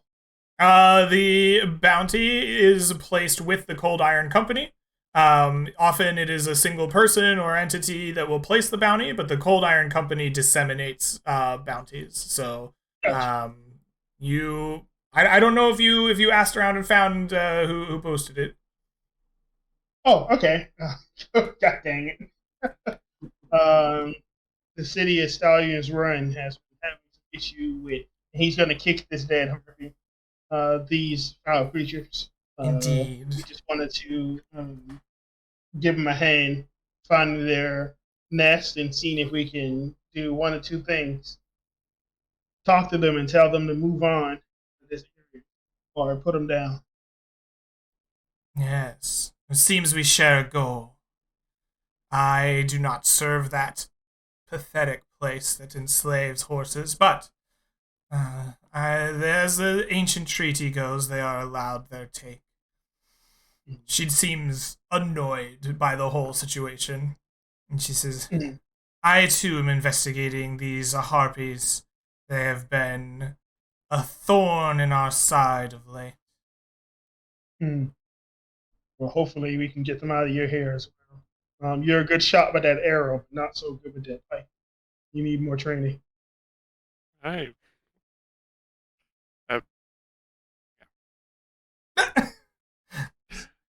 while they are discussing, I'm gonna go and collect the feathers from the harpies Okay. because loot. Yeah, you can do that. Go ahead and roll me a survival dexterity check at advantage for your research. And on a success, you will gain a full yield of 6 feathers per downed harpy. Ooh, since I have a survival proficiency, can I assist? You may. Absolutely. Woohoo! There you go. Question, Shepard. You translate your discussions to us, correct? You were talking to it in Sylvan. This horse lady speaks common, right? Yep. Yeah. Oh, I'm sorry. I assumed they were speaking Sylvan for some reason because he talked to her first in Sylvan. I blanked that one word on it. That's Oh, all that was right. funny. That 18 is successful. So, Malithos, you go to each of these bodies, your forceps in hand. You search out the specific feathers that you are looking for, and you pull out 30 harpy feathers. Woohoo! Nice. Well done. All right. Make sure to mark those down on the sheet or something. I am. I'm writing everything down. All right. Perfect. Um, The I'm sorry, Artemine looks to the rest of you and says, "So, you are hunting these harpies? Hmm. What information do you have of them?" We've been told that they fly from hills to the east of Stallion's Run. They hunt the horse population. Indeed. Indeed it is. Rare for them to leave the hills that they occupy. Yeah, seems like something's maybe driving them out. Mm-hmm. Mm. Your people. Do you guys have like your own like town thing? We do not believe in town things. We roam the forests, make shelter where we desire, protect the plains and the horses therein. Mm. You that bow you got, it did some crazy stuff where like you shot one guy and the other guy was like, "Oh, I've been hit the same way." You guys make those often? If so, I would like to speak to your tradesmen, see if we can trade. This is not but a regular bow. She points to the quiver at her back. She says, This is an artifact of our people. Oh, She looks to you, she says, You desire this? I will make you a deal. Hmm. Finish off these harpies. Return them to their homes in the hills, where they leave our cousins alone. I will part with it for you. Whoa! Oh, so sick. Shepard doesn't say that. He just goes, "All right. Do I need to meet you back here, or you want to come with us? Because I can. I have my own path. I must protect my cousins here. They are in need. That's true. That's true.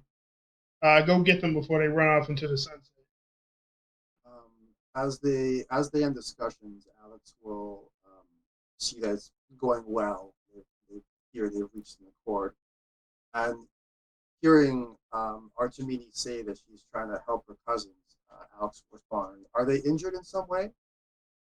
There's no horses here. They've cousins. all run off. She was saying she needs to help her people, her cousins. Yes, Are they injured in some way? they are being hunted by harpies. No, she means the horses. Yeah. She's referring to the horses. Oh, she's I'm thinking more centaurs. Okay, got it.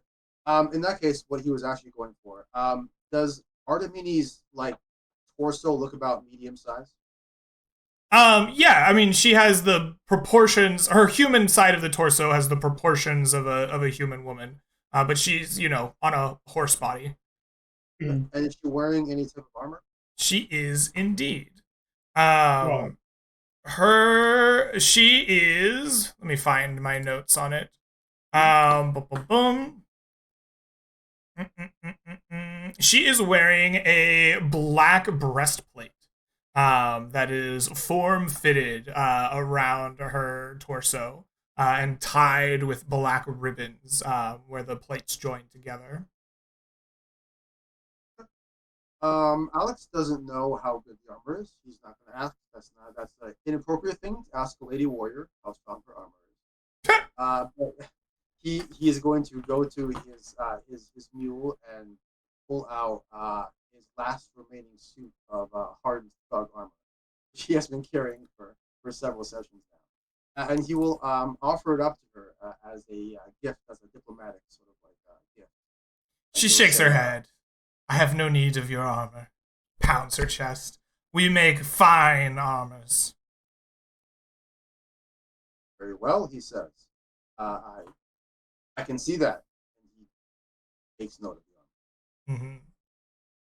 the armor. Shepard will call out Selvin and say, "Do you speak the Fey tone?" Poorly. Yeah. Along with that pike, you need more training. If you are to protect your cousins, you got to be more in touch with nature. Maybe tinge more magic with that bow. You get it. You just need a little bit more training. She's like not super thrilled to be critiqued on her battle stance here.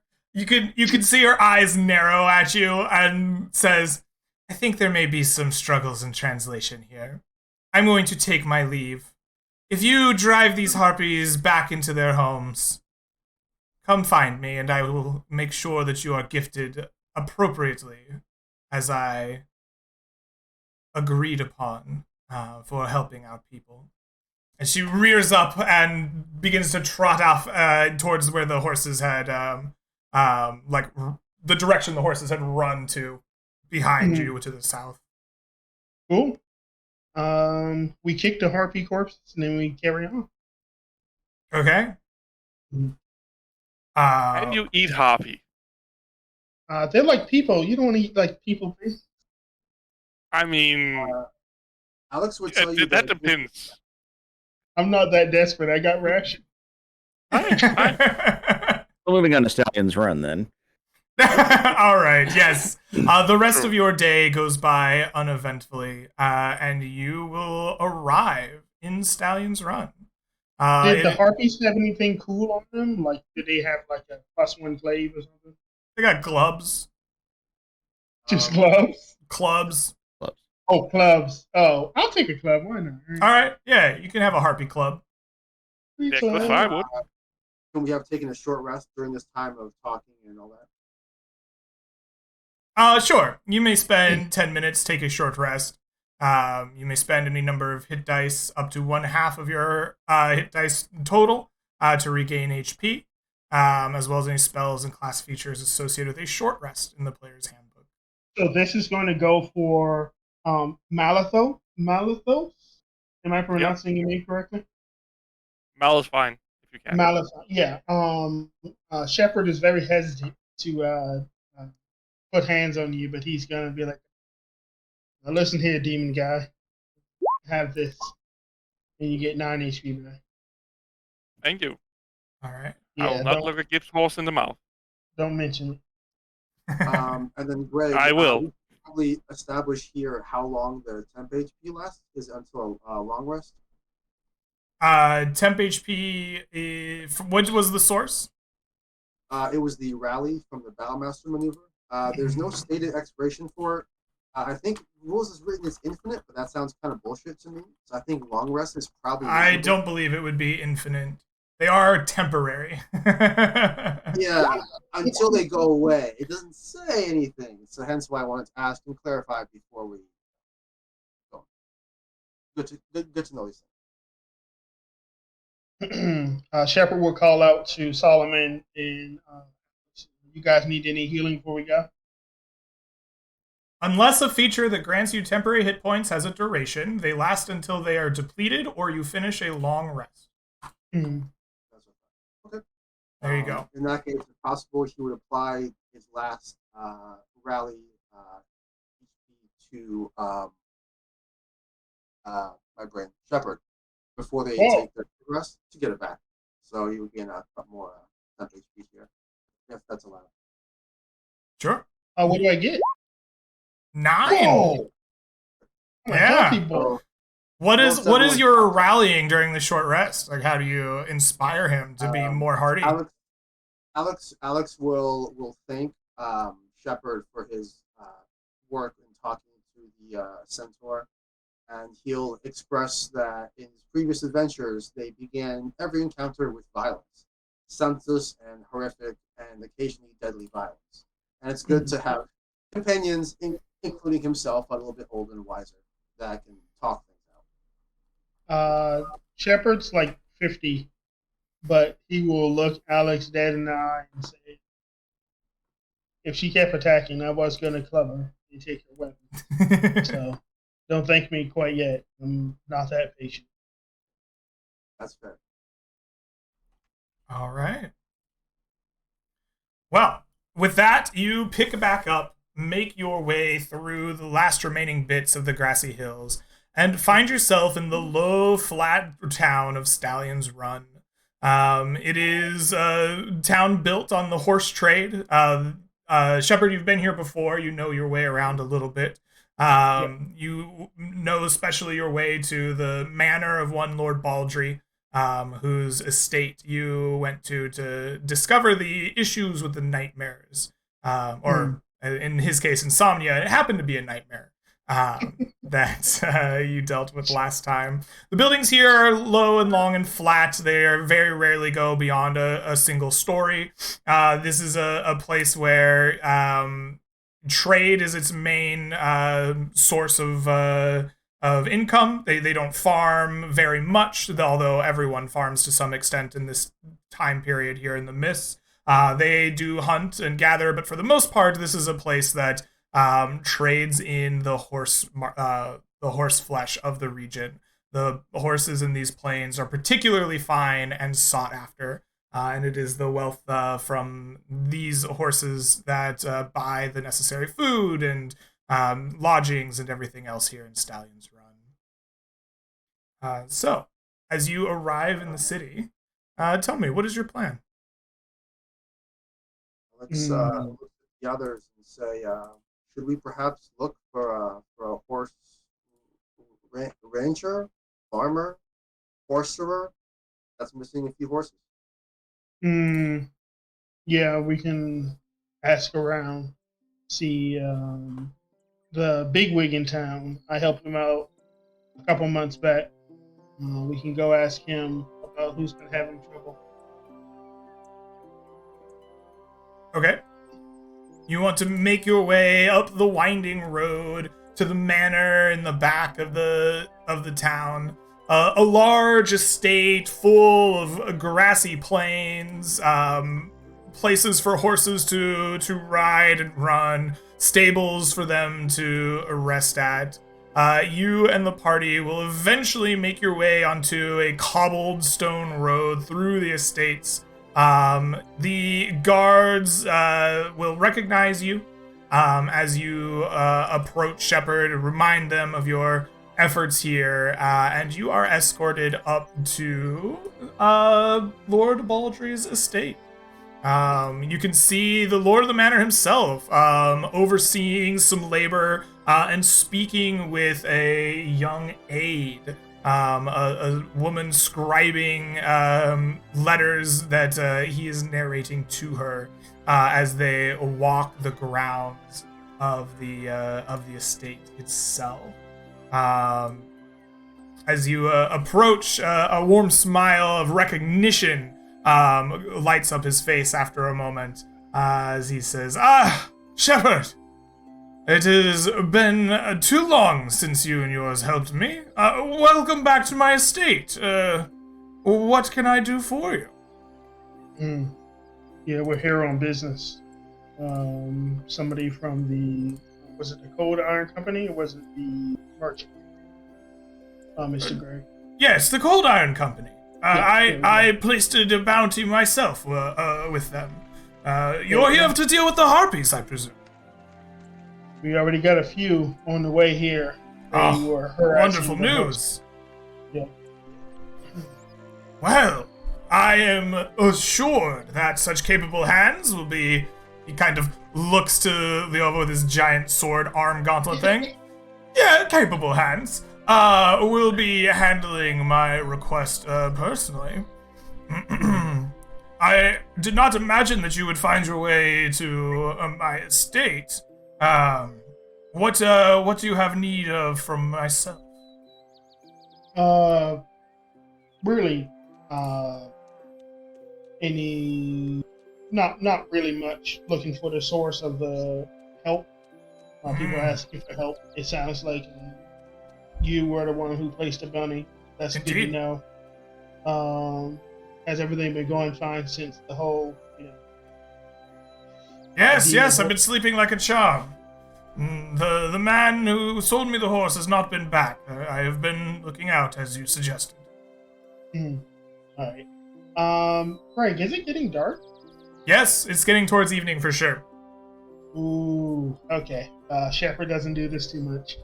He's gonna scratch the back of his head and say, wouldn't happen to have like a couple of rooms. For you? Of course I do. He turns to the young miss beside him and says, would you find some rooms for our friends here? They're going to need refreshments for their coming battles, I am sure. And he, crooks his finger and bids you follow him into the manor, where you will be shown to upper floored rooms, given warm baths, tea before dinner, and a feast of, lordly fare for your evening's dinner. While you're here at the manor, is there anything that you would like to take care of or do before we have a long rest here? An evening with the Lord. Yeah, before we left, Alex wanted to ask if there have been any large horse ranchers or horse farmers, in particular, that have reported losses of horses recently, as they just saw a large herd of them nearby. Of I don't course. think he got a very good look at them. Maybe they were wild horses, but perhaps some are missing. Of course. Penned up horses are easier than wild horses to catch. We've had problems across the plains here. Stallions Run in particular. We carry the most horses. It has been quite a bit of work keeping the armed men and women around long enough and alert enough to ward off any threats.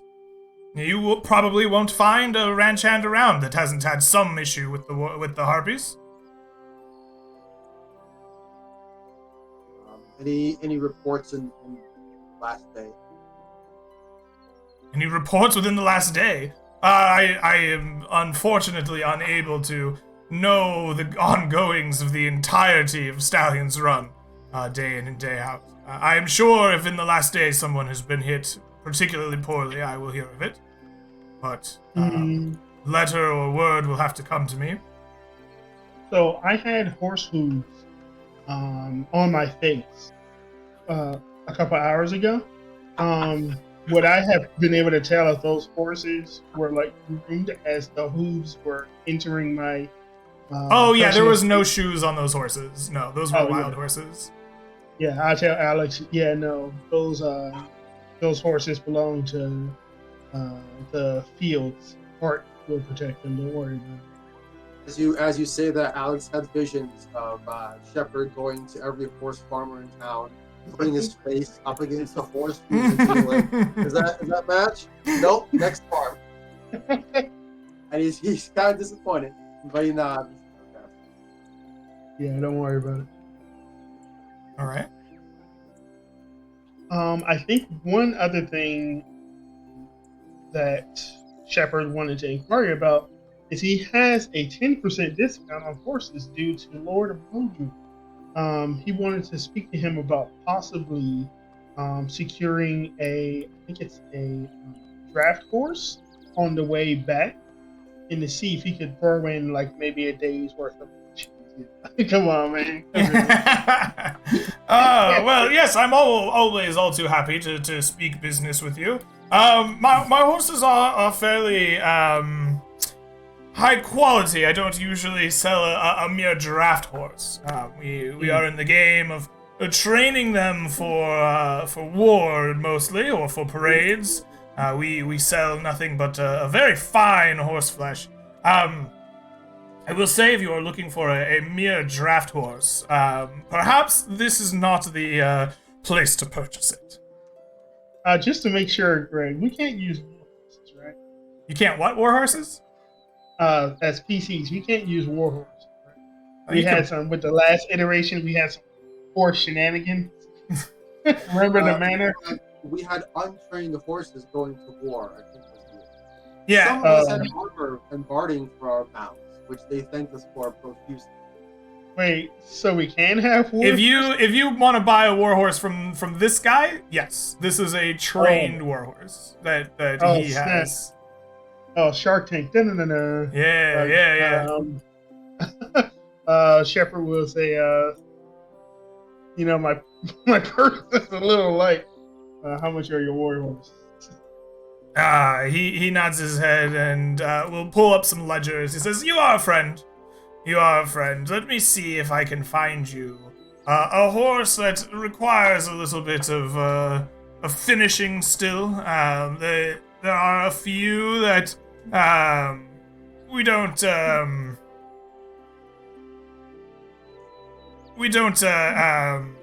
need to charge full price for. You see, they might not ever fetch it. Normally we trade for about 400 or more gold pieces. But I could part with a water lily to you for 300 gold pieces. Oh, my heart. Excuse me. I forgot to take my aspirin this morning. I'm going to use my importance and have Shepard roll a 17 on any negotiation deal that Okay. All right. I'm kidding. No thing is any negotiating. Any gold, dude. I'm not getting no war horse. Shepard will tell you what. We can come back and speak in 2 months. Okay. Well, I look forward to your eventual patronage. All right. And it's been established that there's other horse or ranchers, for lack of a better phrase, other than this particular one, right? It's a whole town of horse breeders. Yeah, pretty much. And ranchers Yeah. and such. Okay. This is the I want to go ahead and like star attraction guy. got it. Okay, he's like the main one. Okay, so I want to go ahead and see if there's any, I don't know, like investigate or whatever the town, see if there's any sort of consistency about the attacks, like the certain amount of time, certain amount of people, certain breeds or colors or anything that's consistent between the attacks of the harpies. Mm-hmm. You investigate the town during your evening stay. Talk to anyone who's been hit by the harpies. It doesn't sound like there is a particular pattern. The harpies like to attack things that are easy for them to get. Lone horses or horses tethered down or tied to in a barn. They aren't particularly well guarded, or if their charming spell can influence one or two guards. Most of the ranchers have moved to like storing many of their horses together in like big barns that are communally guarded. But it's the like outlying plains and the kind of smaller farmers in the outskirts of Stallion's Run that are getting hit the most, it sounds like to you. Kind of opportunistic. Okay. Yeah, very, very much a pattern of opportunity is what you find. Okay. And that was, they said it's from the east, right? Coming from the hills to the east. I guess Yeah, the west so is water, as you're investigating and you bring up locations, you're essentially going to find people with a little bit of knowledge who say it's rare if ever to see harpies this far from the hills. It's unusual to see flocks of this size hunt these grounds. They usually stay in the kind of a hilly region to the east of them. And you, as you investigate, are kind of put on the idea that maybe something has dislodged them from their usual home. Yeah.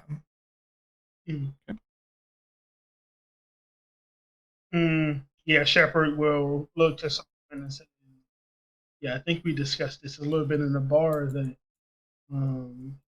this seems to be a recent happening. So it's very unusual. There might actually be some room for negotiation, but if not, I got my bird staff. I can hit him. Alex will ask Shepard if and the others if in their research into the harpies they came across anything that harpies like. Besides organs. Shepard will actually pull out his book and he will use his charge this evening in order to gather that information to see if there are. So here's a question. Yeah. And I'm going to post this to you guys as a group. I can use his charge on that question. I also had a secondary question. It was like, what are like common enemies of harpies? So like something we could expect to be driving them out of their home, maybe hill giants, giant spiders, angry druids, any of the like. So I could ask what do they like, but I could what natural enemies they have, so we can maybe kind of get a clue to what's attacking them. See if there's a bigger gun out there. Yeah, I like that question. Yeah.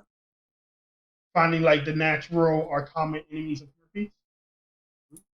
Well, I mean, we're going after. Sorry, go ahead, Bjorn. We're going after their natural enemies in case we can convince them that we are friendly or that we want to help them, right? Or are we going after them first? Like restore the order of things. Like stop Group A from raiding Group B by X something in the middle. Yeah, exactly. It might be some invasive species kind of thing. Some flying warthogs. Yeah, right. I imagine if harpies are coming out of the hills, there's no longer maybe food or easy prey in the hills.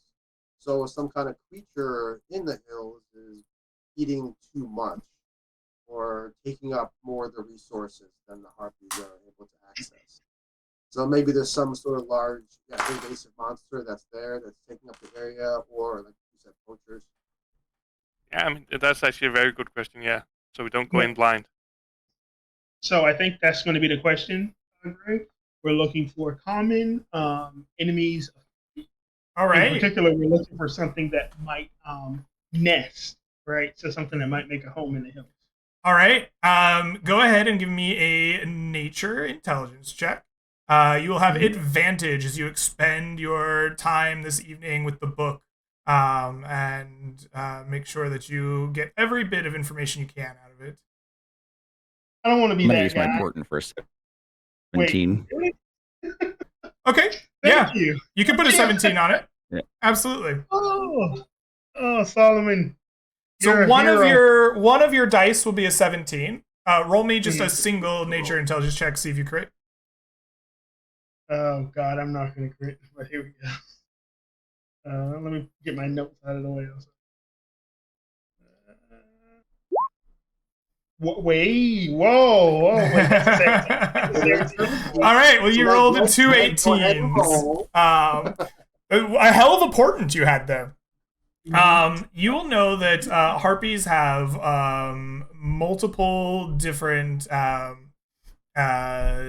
predators or like antagonists that are noted. Chief amongst them are giants, but giants, as you say, don't nest, and so you kind of leave behind giants. And it seems that larger flying predators are what you're probably looking for. Harpies are opportunistic and they are savage when they can lure you into their homes and fight, but are, despite their flying predator nature, are easily beaten back by large flying predators. Things like small dragons, things like rocks, are nesting creatures that might drive out a harpy. Large flying creatures like that are what are noted. Okay. Oh man. Um, Fudge. You know, it's one thing we didn't ask that we probably should have. Do Harpies speak common? The heck do they speak? Harpy? I When mean, they were singing their song to me, were they singing in like a Harpy language? Were they saying something in common? Yeah, I know like they got off one volley of their charming song on it. Uh-huh. Was It would have been probably wordless if I were to say anything. I think that that's just like a magical charm. It's not like they're singing, you know, like the rains of Castamere or Bad Romance at you. my milkshake brings out adventures. Yeah. No, that's you're When they mistaking that for Well, the sirens super there. charming. So Yeah. And so it's more like when a they melody. say in the bottom, the subtitles, it said humming in blank what language? Humming in common, humming in Sylvan. I think it was humming in Harpy. Yeah. aggressively humming and harping. My last question would have been when I bludgeoned that one twice. Did it go oh shit at all, or like did it just go?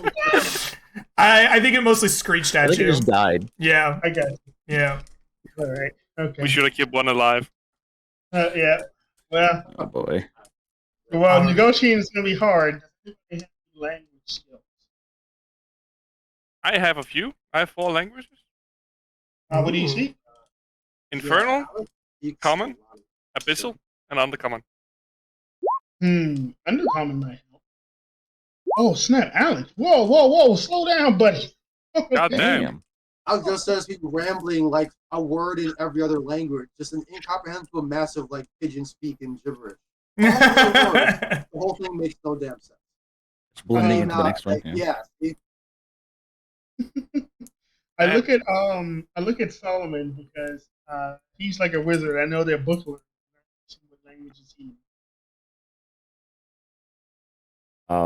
I just speak Sylvan and Dwarvish. I don't have any. I didn't pick up any particular scales to. Oh no, I do. My apologies. I do have a spell that helps me understand languages, but I can't speak them. Is it written language or spoken language? Both. Oh, that might actually be very helpful.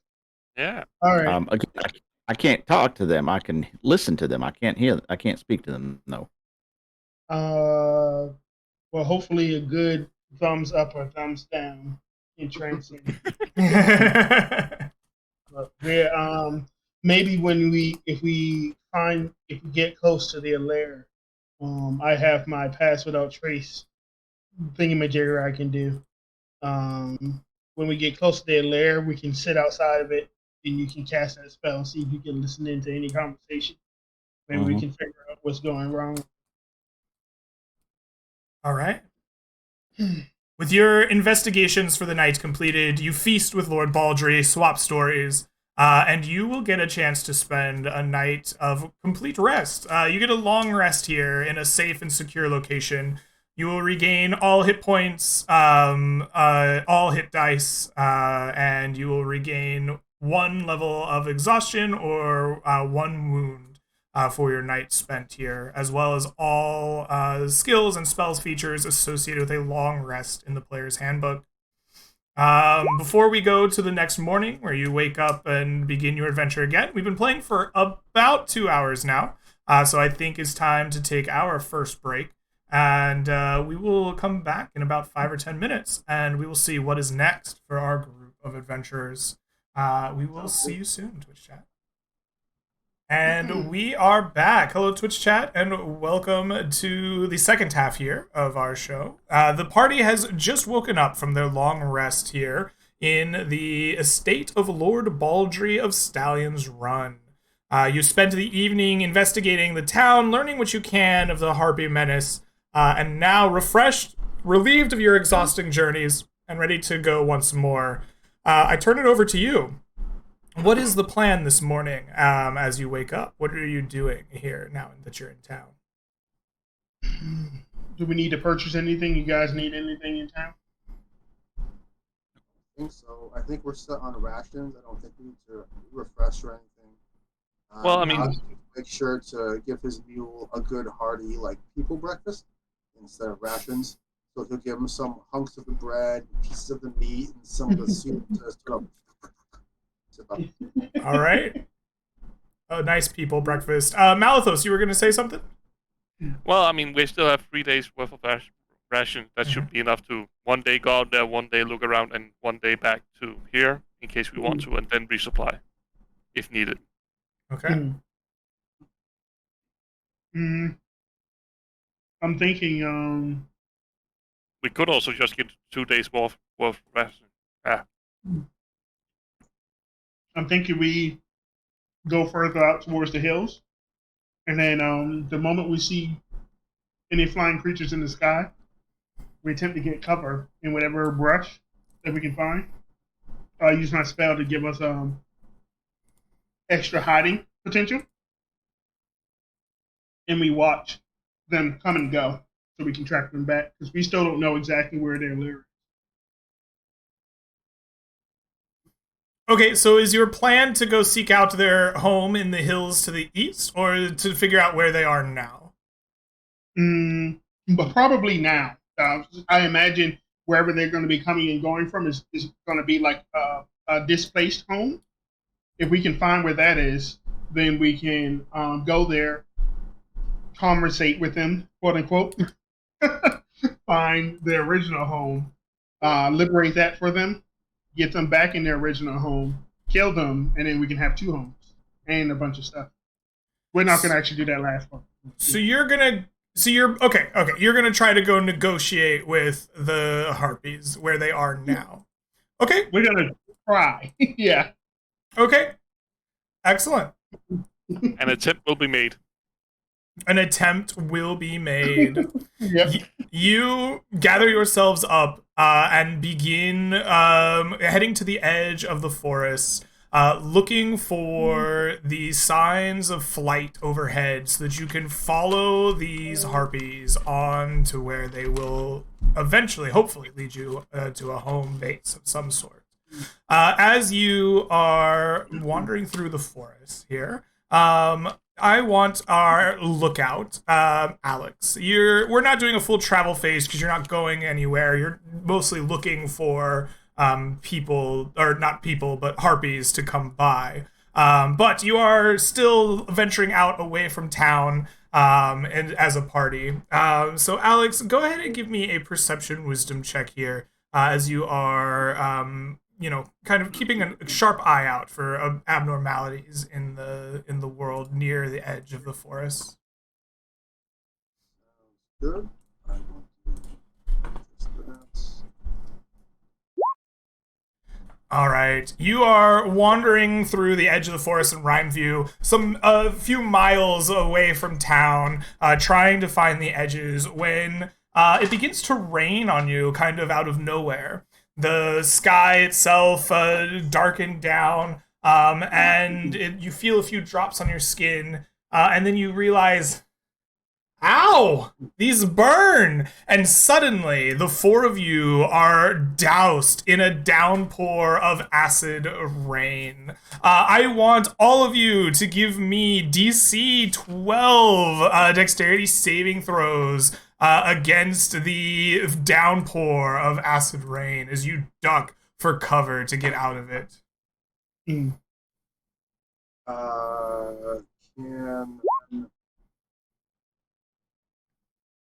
yeah. Woohoo! Ooh. Alex uses the shield as like an umbrella and covers most of it. All right. For those of you who saved, you will take half. For those of you who failed, please take for me 6 points of acid damage. You duck behind trees, shrubs, under your shields after feeling the burn on your skin. The acid rain begins to come down. The acid rain stops briefly. You pause and wait for a few moments, and then it becomes coming down again, and you shunt back under the like shelter that you had before. and you realize that something is amiss here in the edge of the forest. What do as you are ducking from cover from this burning acid rain? I think the first thing Shepard would try to do is he would try to see if he can any other animals hiding under the tree with him.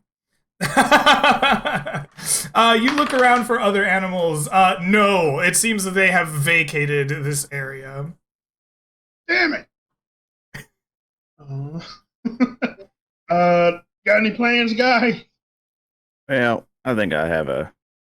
If you allow me a few minutes, I'm going to. I don't have it. I thought I did.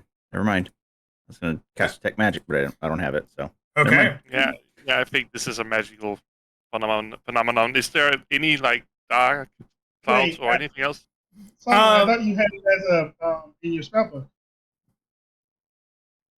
In what now? I thought you had detect magic in your. I thought I did too, but I'm looking now. I don't. Oh no.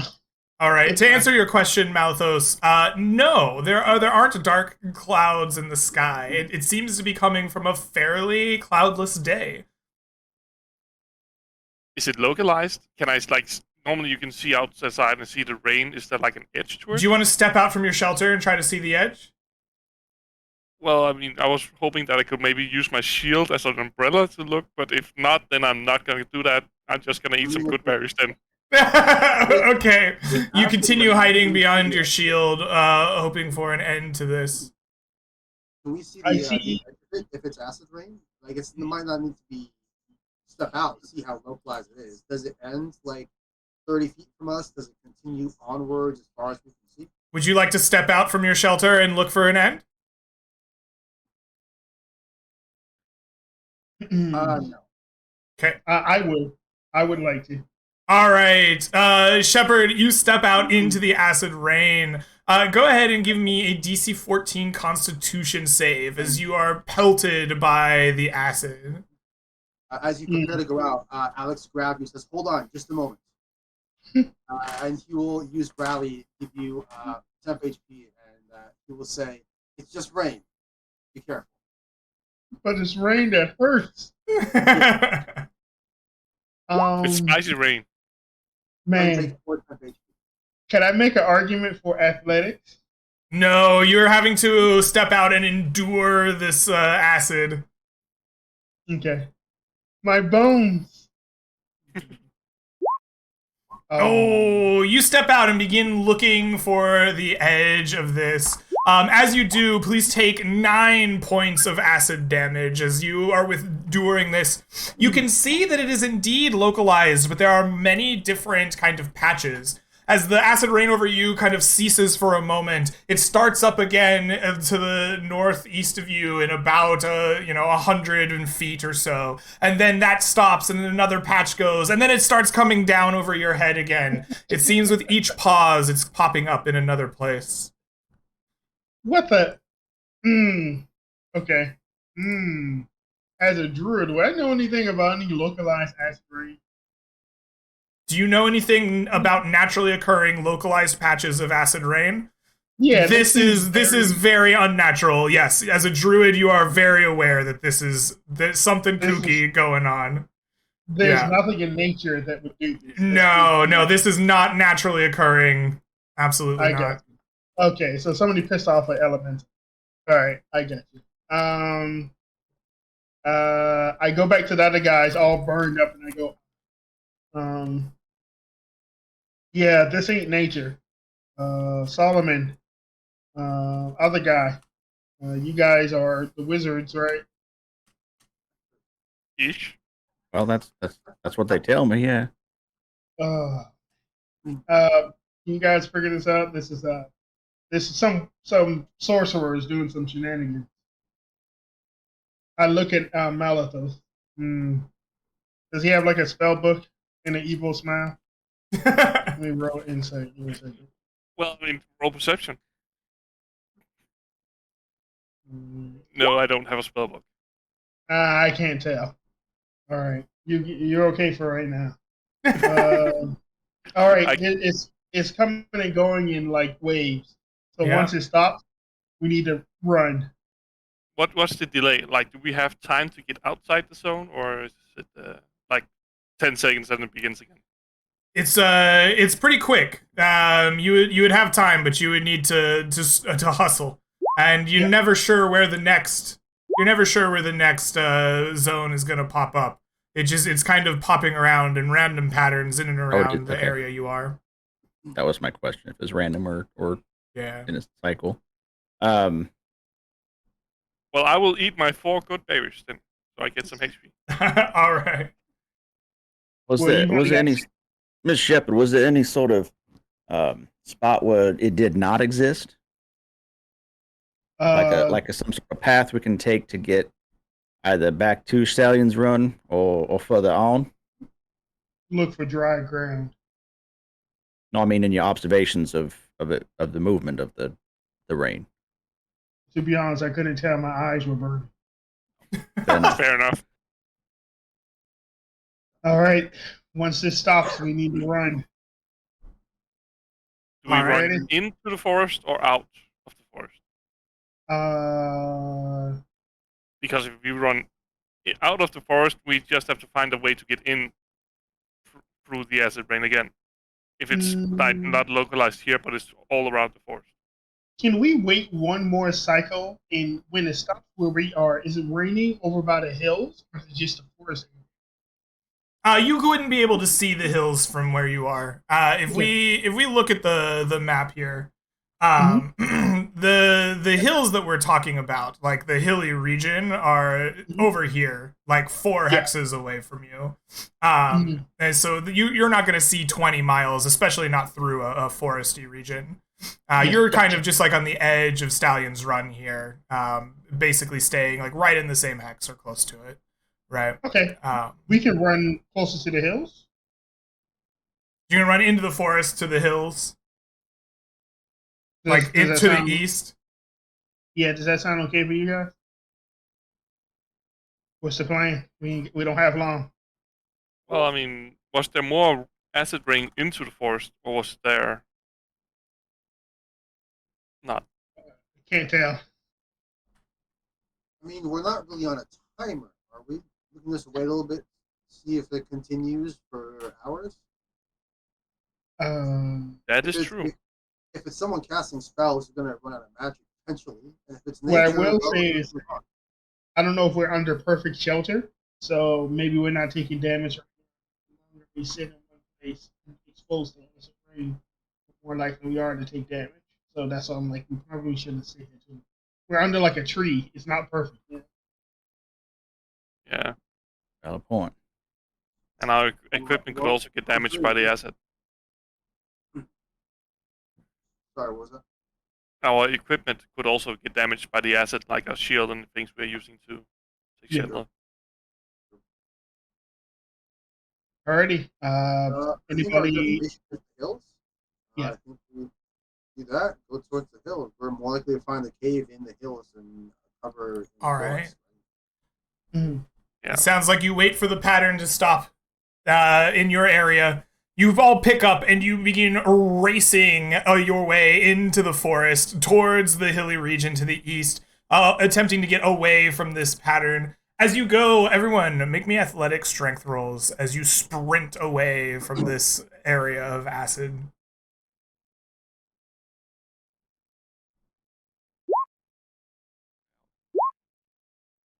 Nice. Ooh, very nice. Nice. Oh, boy. God no. damn.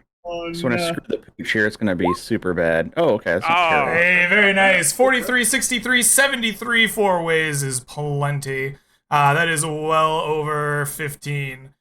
You all race through. The acid rain begins again behind you. You can see it in spotty patterns in and around you. As you race towards the center of it, you find yourself pushing on into the hilly plains.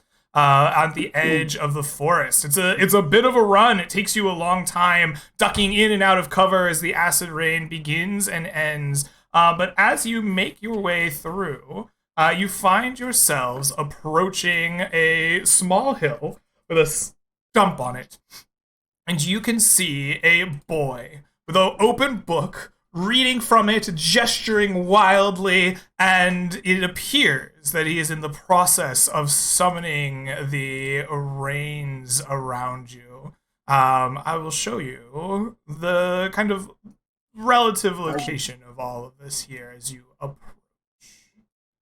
As we creep up, I will I will gesture to the others silently and point to a sack at the side of my mule and gesture towards the kid. Oh, we're not just killing him. So No. All right. as you approach, you see up on this hill in the forest, as he stands reading from a book on the tree stump, gesturing wildly and canting. He seems to be attempting as best he can to do something up on this hill with magic. Is a child in a forest casting magic spells? That's not a child. That's something else. Yeah. So this isn't my first rodeo with Faye. So is there intent, or is it just like he is just like just boogieing? I mean, he's just, is it random, or I mean, I don't know if I can. He's very I know clearly what reading it from the looks open like, but- book. He's very clearly making gestures, and as Okay, he's so it as looks he's intentional. speaking and making gestures, the clouds are kind of appearing and disappearing. You see I guess as you observe him, you can see a frustrated maybe or like angered look. Like he doesn't seem particularly happy. Well, What is he wearing? Is he wearing like a uniform, like a town, like a servant? He is garb, wearing like a wild- robes. They are of a like kind of bronze or golden hue. What if Whoa. he's Oh, trying to get harpies away and casting acid rain to get harpies to fuck off? He's not a bad kid after all. is he human? He looks human or humanoid from where you stand. Yeah. Mm-hmm. I have an opposite theory, as Alex, in case, and maybe he is driving them away. But we could ask. I mean, I can definitely push him with, practitioner to practitioner. Go for it. I will. We're not initiative, right?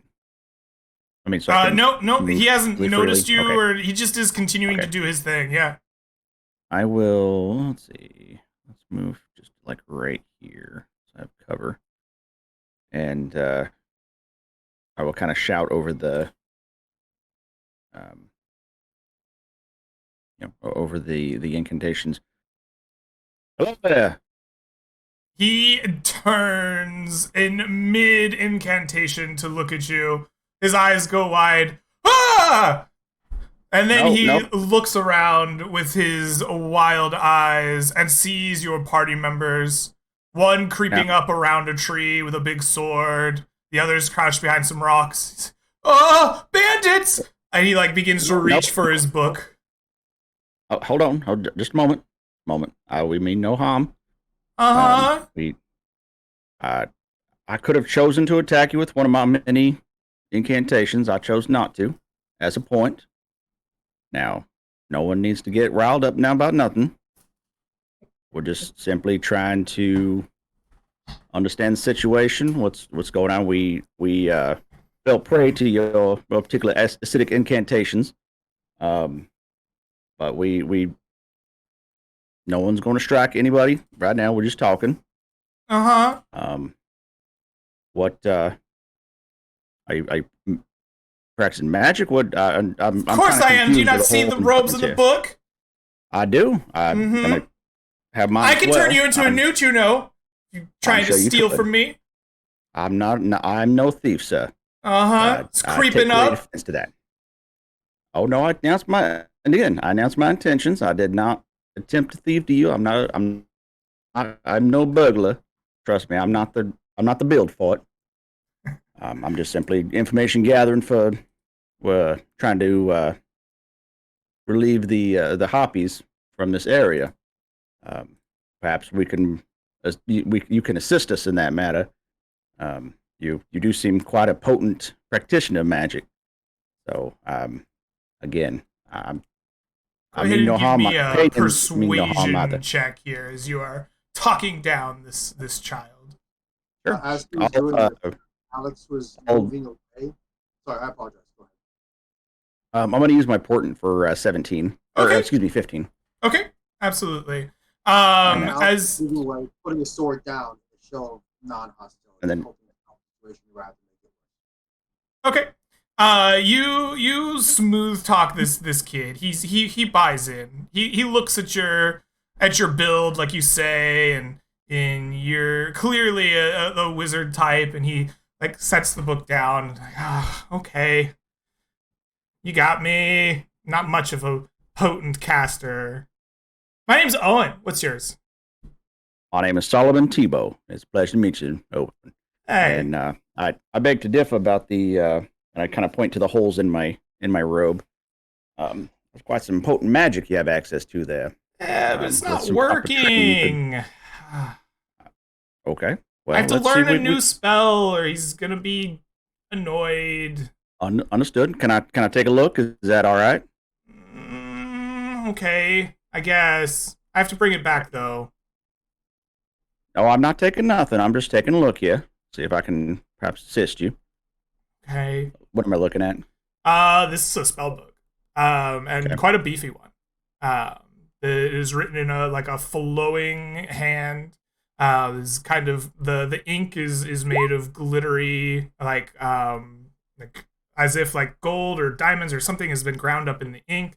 Like this is a pricey thick spell book. He So seems this is to, like getting my yeah. make me gloss over a little bit. Okay. This guy he's been reading it, and you see it's turned like kind of into the like thick like deep middle of this book. This is a spell you don't recognize. Its incantation is deep and long, and definitely not in your spell book. Well, Owen, where did you get this? Oh well, it's my master's book. I just am borrowing it.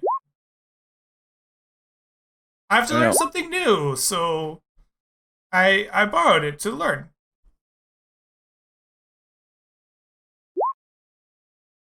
How about this? How about I teach you something that will be kind of useful, but far less dangerous than in the acidic clouds that you did be What can conjuring. you teach me? I don't know if I had time to show him kind of the incantations for prestidigitation. Oh yeah, I can do that. He just like starts prestidigitating lights in his hands. Nice. I'm quite impressed. I thought you could show me something new. Look, I don't get it. He's like starts doing the gestures again. Like I don't think I'm doing it right. And like acid just starts like pouring out of the sky in like various locations around him. He's incanting these long, difficult words, getting frustrated. And I have no. Give me a spell spellcraft. Spellcraft doesn't work. Give me an Arcana check here. Arcana? Okay. Yeah. Sure.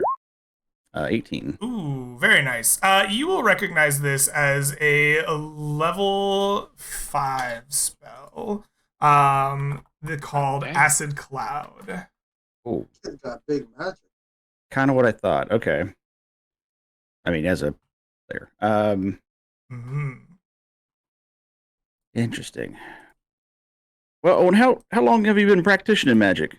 Out of curiosity. Like 5-6 years. 6 years. Interesting. And he appears to be a human, right? Yep.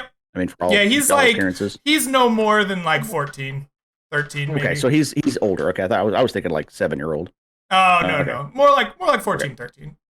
Young Yeah, I preteen, think young more, teen, something like that. Yeah, angsty teenager. Well, it's quite the wallop you pack in there. It's far beyond anything I've studied for sure. Where does your master reside?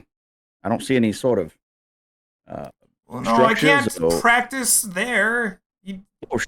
Sure, sure. Well, I figured he has to have some safeguards. If you're his apprentice, he would. I mean, any good master has safeguards against their apprentice for sure. Um, Against? No, he well, I teaches mean, me. I I don't understand, not need. against you personally. No, no, no. I mean, against your magics to safeguard his uh, himself and yourself. Practitioners say, I know when I did magic personally, I was there's safeguards in place to ensure there's no harm come to anyone in the area. Fortunately, you don't have that sort of abjuration here. So you're harming not only me and my companions, but any sort of forest life or any sort of creatures that may roam in this area. Hmm. That sounds cool. No, we just learn norm. Look, in order to be the black belt, I have to be able to show mastery of magic on my own. It's not guided, so I have to do something new. So I'm borrowing his book, and I'm going to learn something new, and then I'll show him, and I'll get my advancement. It'll be great. I'm going to roll an insight on that. Yeah. The borrowing. And sort of see if there's any suspicion going on here. 19. Okay. What he's telling you is the truth. Though it's very clear that he's taken this book without his master's knowledge. Yeah. Tell me something, Owen. You seem like a nice boy. Uh-huh. Very, very smart, for sure. What is your master going to do when you find out you stole his spell book? Well, I didn't steal it. I'm going to take it back. No, taking without asking is a form of stealing. I'm just no. You don't understand. I'm here. just borrowing it. Now, I know if someone took my spell book, I would be very angry, and I would hunt that person to the ends of the earth to get it back. Now, you'll master just without get it anything back other than before he cantrips. gets back. It's fine. It's fine. Everything's fine. Where'd your master go? I don't know. He had something to do. I see. He's busy sometimes. It's a free day for me anyway.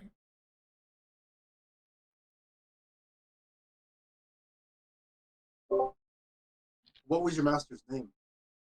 He looks at you. He says, he goes by.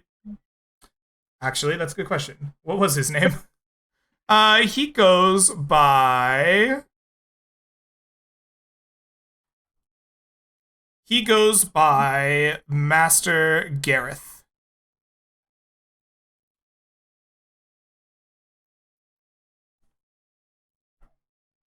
Would I know that name traveling in those in wizard circles? Sure. If Yeah, Gareth if he's is got my magic, yeah. considered a wild sorcerer. He is not part of the guild, but he is well known as he is a master of wild magics, and has been known to even take apprentices. Okay. Is he known to be dangerous, like malicious, or? I guess it depends on how you think about guilds and whether or not belonging to them is important. I think there are probably guild members that think all the like wild sorcerers and magicians out here are dangerous in some way, while others think they're just out in the woods. He's not known to be evil or particularly malicious, but powerful casters that aren't in the guild. Unrestrained, yeah. Yeah. Okay. Wow. Oh, and I'm quite impressed. I've heard of Gareth, and I devote much respect to him. Practitioner. So you said there's some sort of trial that you're partaking in? Yes. I've been stuck for a while. I gotta get my black belt. Okay. And what is involved in this black belt trial? Like I said, I have to learn something new, unguided. So working on that. Okay. Well, I have something you can learn that's going to be new to everyone, completely unguided, because I have no idea what it is. Does that sound interesting to you? I'm not gonna lie, that sounds like a crackpot idea, but I'm desperate, so crackpot away. Okay. Alex pulls out his indecipherable treasure map, and he shows it to the boy. And he says, "I have no idea what this is, where this is, what represents, what's going on. If you know anything, maybe a picture of a tree looks familiar from a spellbook you once read. Maybe a indentation in the side is familiar to a notation you once saw. All It would right. be new to me. It would be new to you, and it would count." He shakes his head. Says, "Unless it's magic, I don't think it counts. That kind of the point of learning to be a sorcerer. Anyway, he looks at it. Roll me a Learning to D100. read is important. D100. Yeah.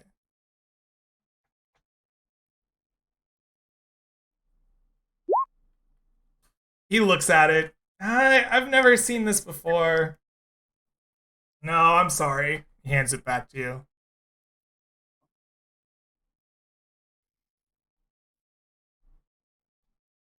Do you think I can convince him to sell his soul to my sword? So he can get into a pact, then he can learn a new spell? I mean, technically he can learn a new spell that way. I mean, you can try. How do you convince him of this?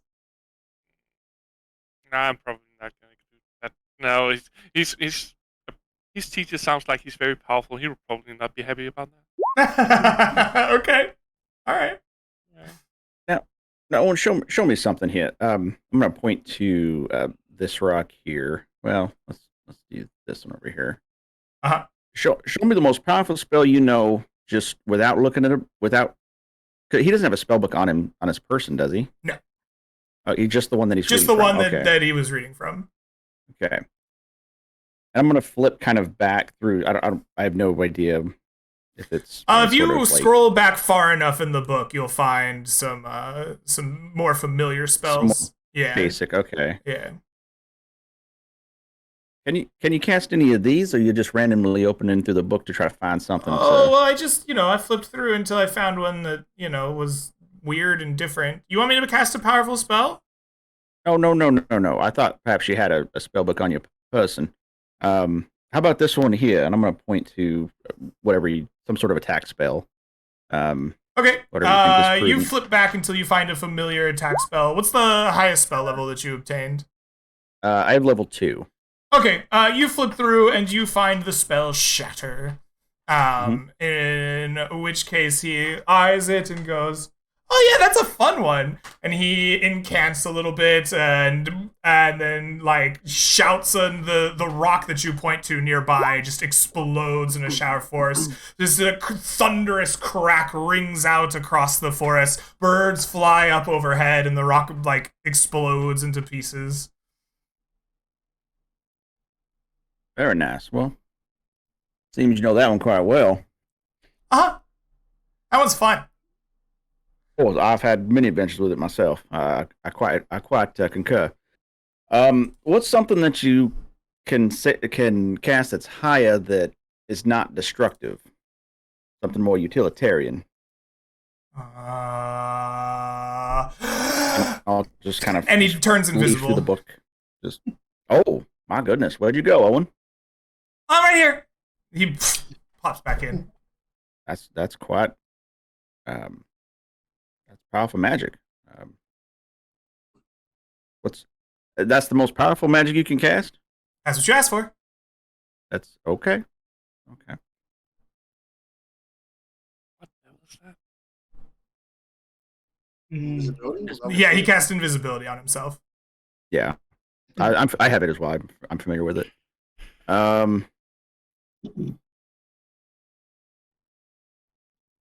New and unique.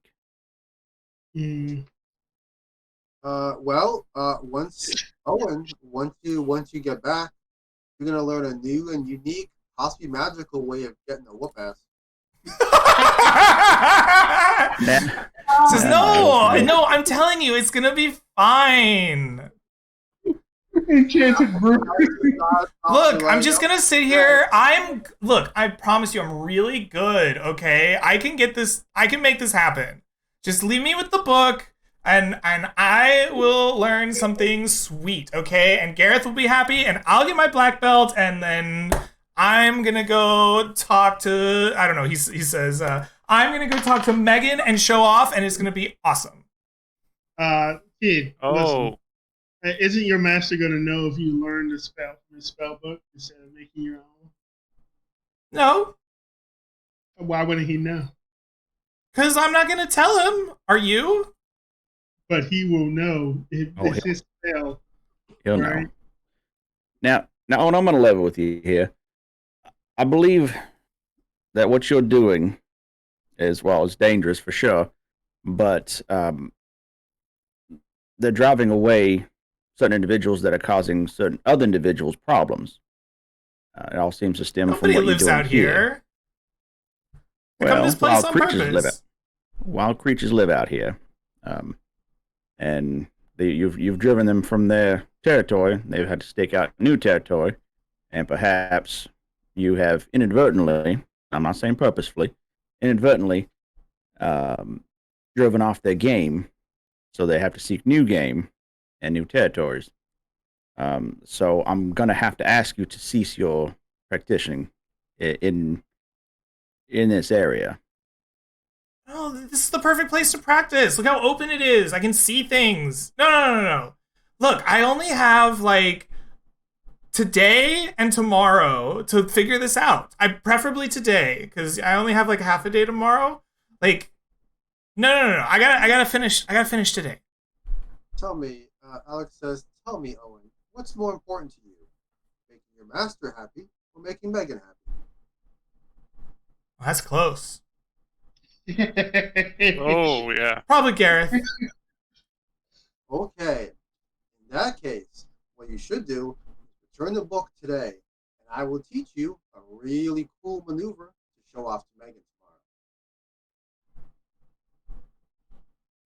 What are you teaching me? Alex will offer to teach him what is it?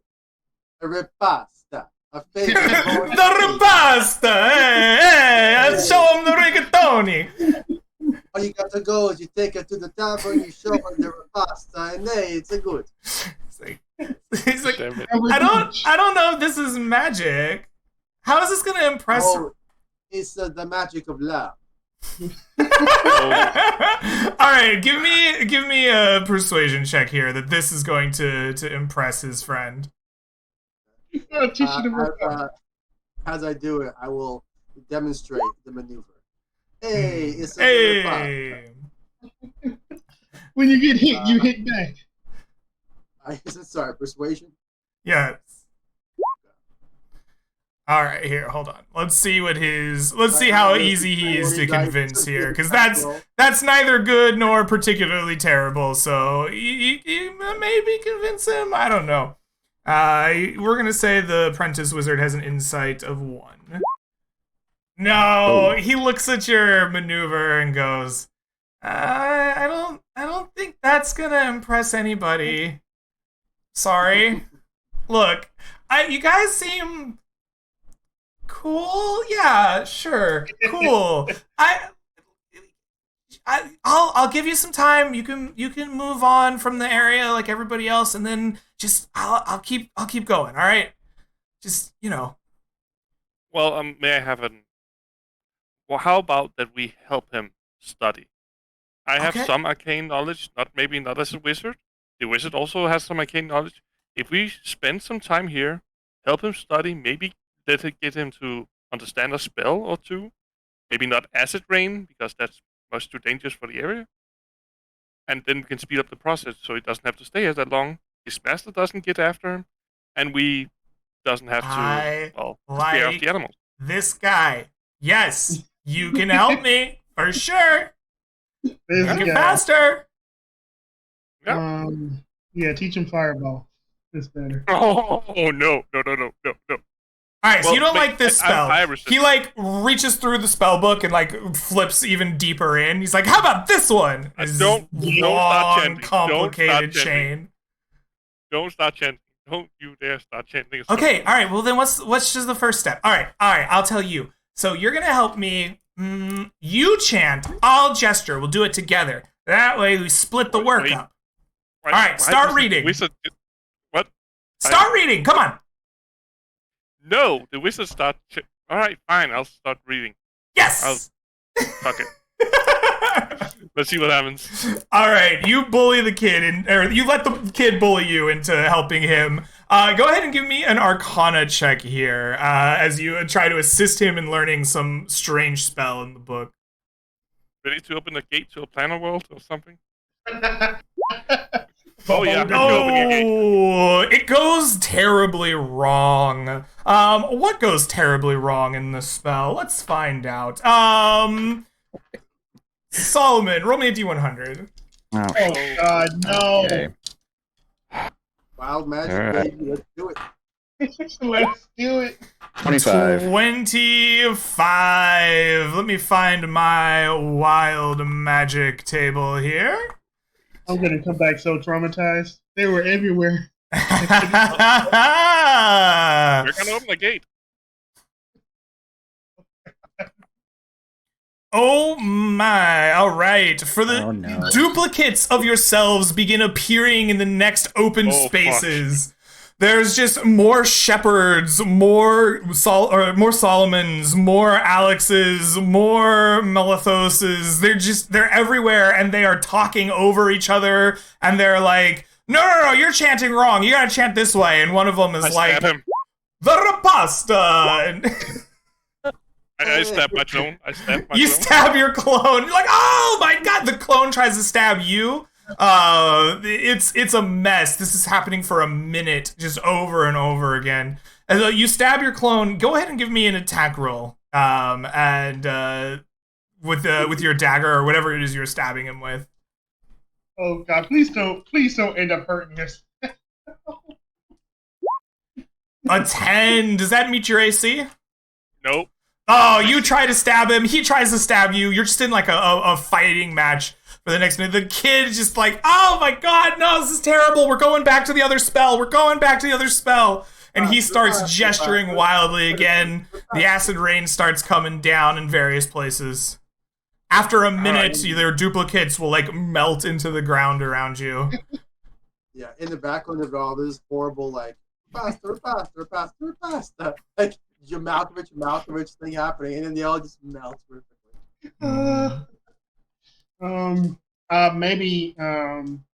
Maybe you guys are going about this all wrong. Maybe this is a spell he does need to learn, and you two Arcanium learned types, you can probably help him learn it. So please don't try to help him learn another spell. Please. Alright.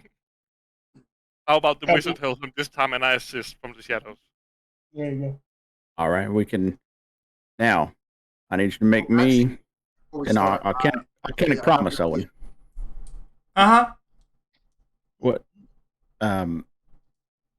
So the spell that he's doing, I mean, he's doing it correctly, just unfocused, right? I think so. You said Yeah. it's just sort of acid. Okay. Yeah. It's supposed to be like a big cloud, right? And he's like creating these like pockets of like raining acid.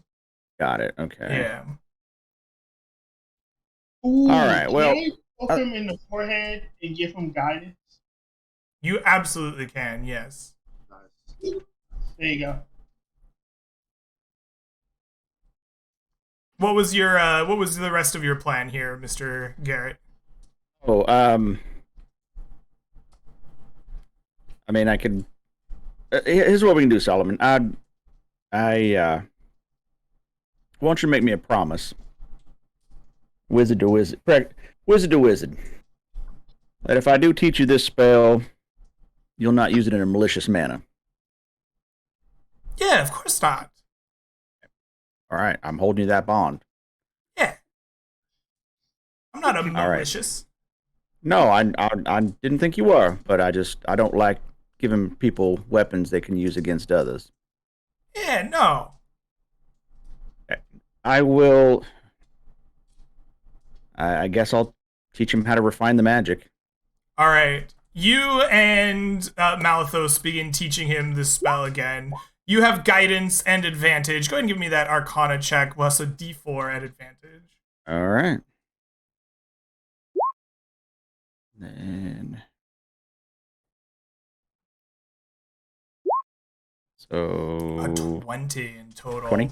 Beautiful. After some hour of practice, the cloud of acid begins to form. He controls it in his hands. He begins weaving it around the hills. A trail of grasses like burning up in the acid behind it. He laughs and enjoys it. Like, ha! We did it! He drops it. He does it again. He drops it. He does it again. He's like, I've mastered it.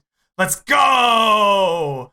The kid gets excited, and the kid eventually will close up the spell book and tuck it under his arm. He's like, okay, I gotta get this back. But you guys turned out to be pretty awesome, so you definitely should get something from me.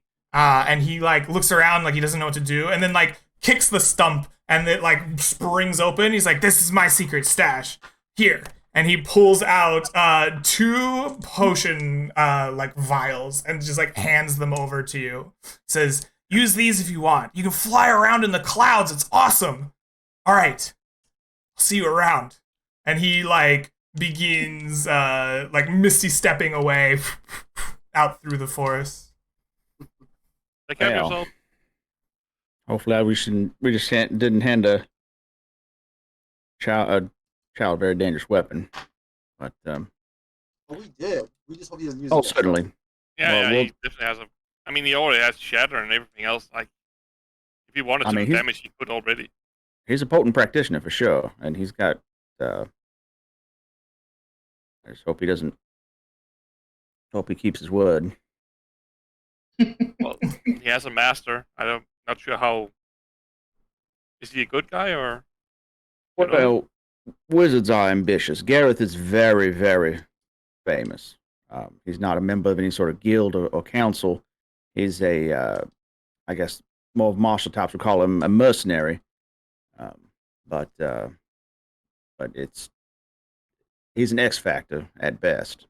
But he's nothing malicious inherently, but is unregulated, and that could always breed danger, or not. You don't know. It's one of the things.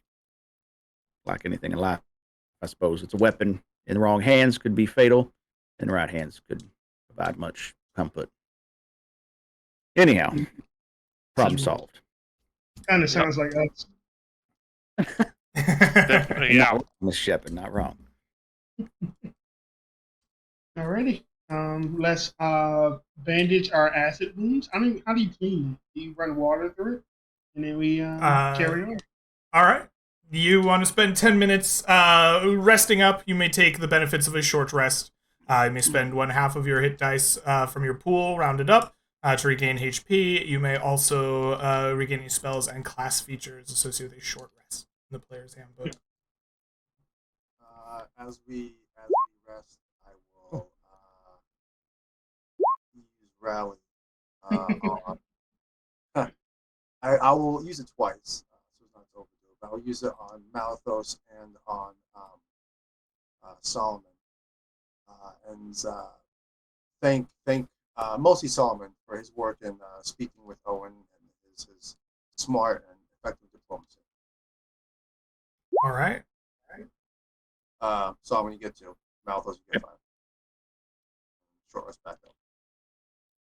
All right. So you are now having charged through the forest about halfway between positions. You can kind of make a choice here. To either press on into the eastern hills where the Harpies are said to have come from and look for their home, or you can head back and try to find where they were in the region like your original plan was. What is the party going to do here now that you've kind of come about halfway between Stallion's Run in the plains and the hills? Mm-hmm. Mm-hmm. My issue with it almost feels like we have to do both, right? because I don't know if the harpies are just going to go back home unless what's there is taken care of. Yeah. Hmm. I mean, we know their original habitat was like further northeast, right? In the Mhm. hills, yeah. Yeah. So we could go there, clean it out, and then go talk to them, or we could go talk to them and then go up clean it out. Hmm. I like, for some reason, I like the idea of cleaning it up and then kicking them out. So we clean it out, and since we can't really speak to them, we just beat the crap out here, and they will go flying. Yeah, they will retreat to their original home probably. All right. Or we could take the things that was up there that kicked them out and take the cause of it down there so they can see it. That way they will actually know it's dead, which will also incentivize them to move on. To be I don't know honest, how big it is. So yeah, if it's big enough to uproot that many harpies, I don't know if we'd be able to control it as much as we'd be able to just beat. yeah, I mean, we could maybe drive it off. I don't know if we can. I mean, you said something about dragons, right? A small dragon? I'm not fighting that. Fuck it. Like, no? I mean, we can take it. We got Alex, right? All right, sure. I just look at say his that Alex giant is knife. just standing there idling. He's in like an idle animation, looks over like, huh? He agreed. His teeth are in the back. Huh? Oh gosh. Okay. Who votes for what? Because I vote go to the hills, take care of what. Well, like, because we still don't know where their home is. That's the issue. So if we go to the plains and we take care of the forest, the light forest, and take care of the harpies there, we take care of the harpies, but we don't solve the right. Yeah, we kind of have to go up there, clear it out, and then go down and chase them off so they retreat home, or take the head of whatever drove them out, or some part of Mm, it that they can I think identify. whatever Identify. we put up there, we leave for the harpies as, like a meal. So when we drive back, we at least have a snack. we Well, yeah, could go up that's why we there. can take the head. They can still eat the Yeah, rest of there the we body. go. Yeah, I like that yeah. idea. We go Yeah, up there, we kill it, we take the head, we throw it at the harpies. Oh, cool. Right? Yeah, Sounds. because if they come back to a trashed house, they're not going to stay there. Yeah, let's go. Let's go kick this dragon's ass. yes. We'll So get it. Alrighty. nothing ventured. You push on then into the hills themselves. Deeper and deeper you go through the forest until eventually you get to these like large, kind of mountainous, rolling hill like terrain, still dotted with trees and forests, but you are now kind of into the proper hills as we've been calling them. Many of them jut up like cliffs. Some are gentle and rolling, but you are definitely in the foothills of the mountains. And as you make your way through the foothills, you are in search of the Harpy's cave. How do you find the Harpy's lair here? Like you're traveling through the hills, you're looking for it. What is it about the hills that you're gonna find the Harpy's lair with? Yeah, I imagine in our reading that we did the previous day, Uh-huh. we probably learned about harpy habits and their environments Uh-huh. when we were reading about like their prey and such. So we're probably looking for feathers. We're probably looking Mm. for bones. Probably looking for even more so like a lack of animal life. Because probably the closer we get to the home, the less Yeah, likely are to be around there. So we're looking for a lack of creatures. We're looking for bones and feathers. I like it. As you traipse through the mountains, Shepard, go and give me a survival wisdom check here. Alrighty. And I don't really roll the. No, I'm not trying to survive. Yeah, there's nothing we can do. I do have one thing. When the harpies were using their melodic song, can Alex think like maybe they would prefer a home with good acoustics, like a nice rounded cave? Maybe lend a hand Perhaps, with yeah. some, like insight knowledge that way. Yeah, that could be your check if Shepard can't find it. That sounds good. All right, let me do my check. I got a 20. Oh, Nice. perhaps it is in your combined efforts. Shepard finds the trails, old feathers like stuck in rocks, bones from kills past. You begin to travel through. You are looking for rounded lumps of cliffside and hillside as you approach the layer. Or deeper into the mountains, you think you have found a nice bump where there would be a layer. And as you approach, sure enough, you hear a deep rumbling, a sound of a creature sleeping safe and sound. And you step quietly forward, trying to figure out if this is indeed what you are looking for. The feathers get like more pronounced and spread out around you. Piles of bones from past kills can be found. And eventually, the four of you tiptoe through these hills and cliff sides until you find this small cave entrance. And here, sleeping just outside of it, you see the form of a small adult dragon, coiled up around its body and tail, sound asleep. Its rumble to be heard. Inside the cave and around it, you can see the telltale signs of feathers and bones that you were looking for. What do you do A as small you what? approach? It's a small red adult dragon. Welcome to D&D, Leora. First dragon. Here you It go. was level 1v1 dragon, yes. Here we go. I just want to make sure you said young dragon, right? This Young is adult. yes. As you look at this thing, it is a young dragon. It is definitely grown beyond being a wormling. If you are familiar with their age categories, and you notice that it is injured.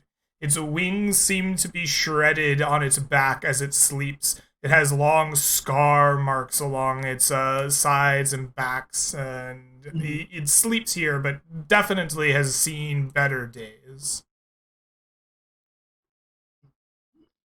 Right.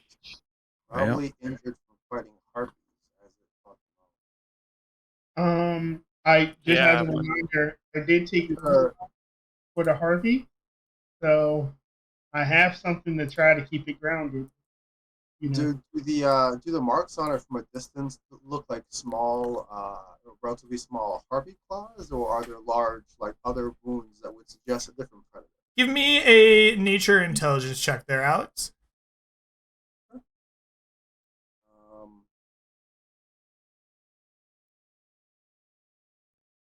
Um, from having fought them and having them directly in my face, could I argue for a history check? No, history isn't so much like the knowledge of what that used to look like 5 minutes ago. It's like what happened in history. You're Okay, trying to determine the difference between claw types. that's okay. With an 18, these are larger, you would think, than harpy claws, and old too, more than a few weeks old. They're still healing for a dragon, and they are deep. You think that these are the marks of a bigger predator than this dragon? Alex will share that information with the party in hushed tones. As he does so, currently Malithos and Solomon have the tentage, correct? Correct. yes. As he says that, he will glance at Shepard and say, "Be ready to go in case it gets problematic." Uh, so, sword out nicely. And then he'll say, "This dragon seems to have been injured by something bigger than it. Perhaps a bigger dragon, perhaps a large, aggressive drake of some sort that caught it when it was unawares. We should approach it carefully, but it might not be inherently, immediately dangerous. We should be careful." we're here to clear this cave. Yeah, and it kidding. seems like it was thrown away from its previous residents by that whatever damaged it. So it took over this resident. So I don't think it will be inclined to leave again because of 4 humans came and asked it nicely. So here's what I can do, right? I can activate my death's gift, but this might be the end of Old Shepherd. I can nuke this thing, but Alex, I yeah, need he you owns guys up to the promise tomb. It me. says there's no need for sacrifice. I can protect this from most any attack. I need you to promise me you'll bury me at the Bury you promise. where? I won't be burying you anywhere. You'll be coming back to town. Just feed me to the ball game, man. Take me back. Um, uh, I have bless. I've got a bunch of spells. If you guys are ready, we can probably get a. Who's got? Oh, Draconic. I don't So know if Alex it's. says, yeah, Alex says, hold on, please, before we attack this sleeping majestic creature, uh, give me a chance. Oh, okay, you got one. You got one shot. Can Eldritch Blast crit? It can't, right? Because it's a Yes. spell. It It can. absolutely can. It's a spell attack, so it Oh, can crit. nice, nice. So Alex will approach slowly. He will put his sword, his massive sword arm, into the sheath that he wears. A very obvious, non-aggressive stance pose.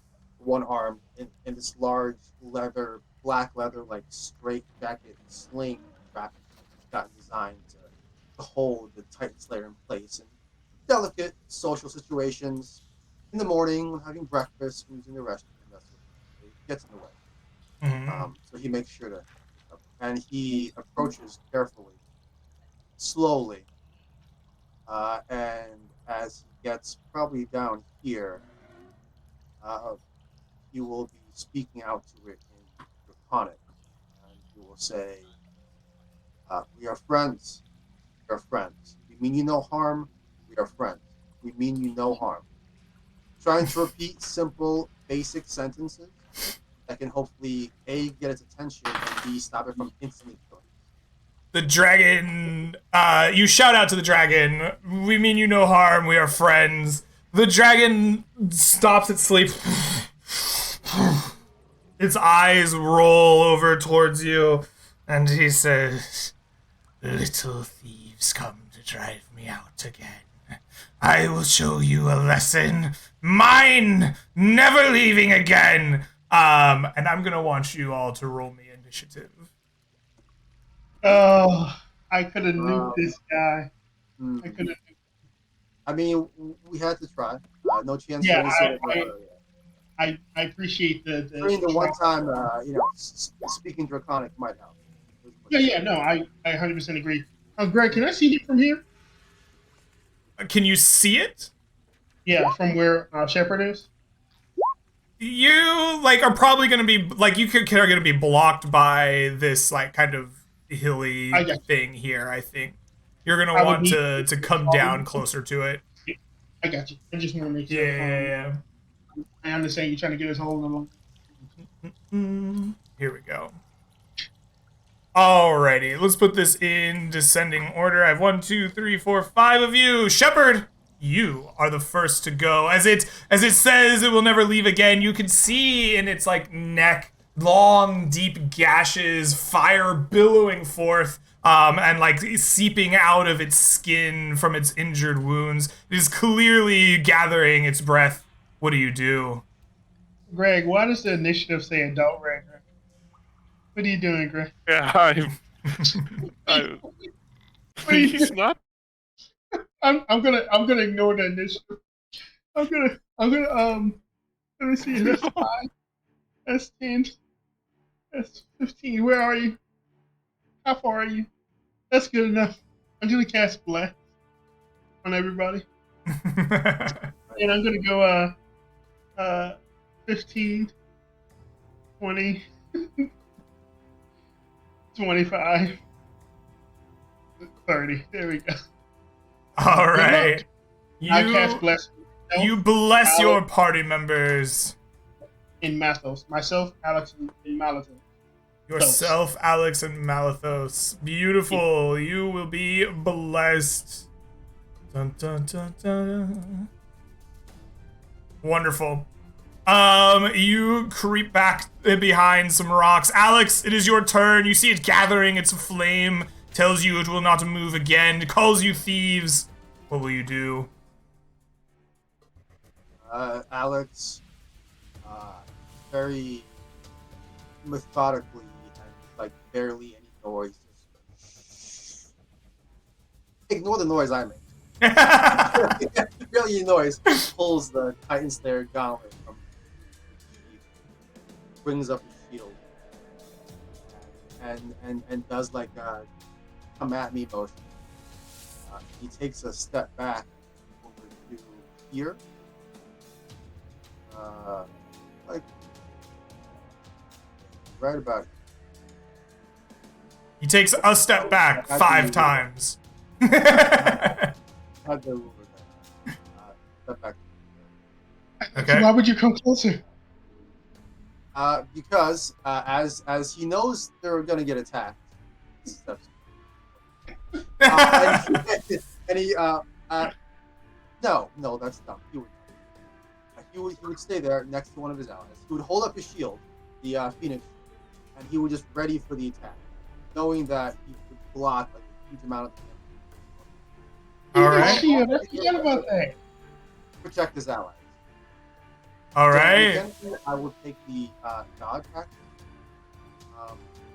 and then we are just ready for it. All right. Solomon, it is your turn. What will you do? Well, what will I do? Indeed. Invisibility. Yeah. Invisibility and run. Invisibility run. My heart. Oh, he's on invisibility. Oh, shit.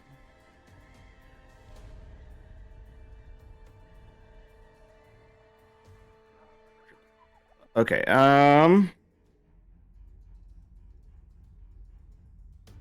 Pretty sure they're immune to fire, so that kind of nicks just about everything I have. Hey, I resist fire. I'm gonna go ahead and just cast Mage Armor. Okay. That way I have just a little something. And All right. then I'm actually gonna go ahead and move 20 over here. And then this is kind of just a raised area, right? Kind of dips and then comes up. Yes. Okay. I will go ahead and just hold it there for the moment. All right. Malthus, it comes to you. What will you do? Shit myself. All Fuck. Power move. Do I know anything about dragons, like the dragon's breath, the range of that? Probably not. No. I don't know. What do you know about it?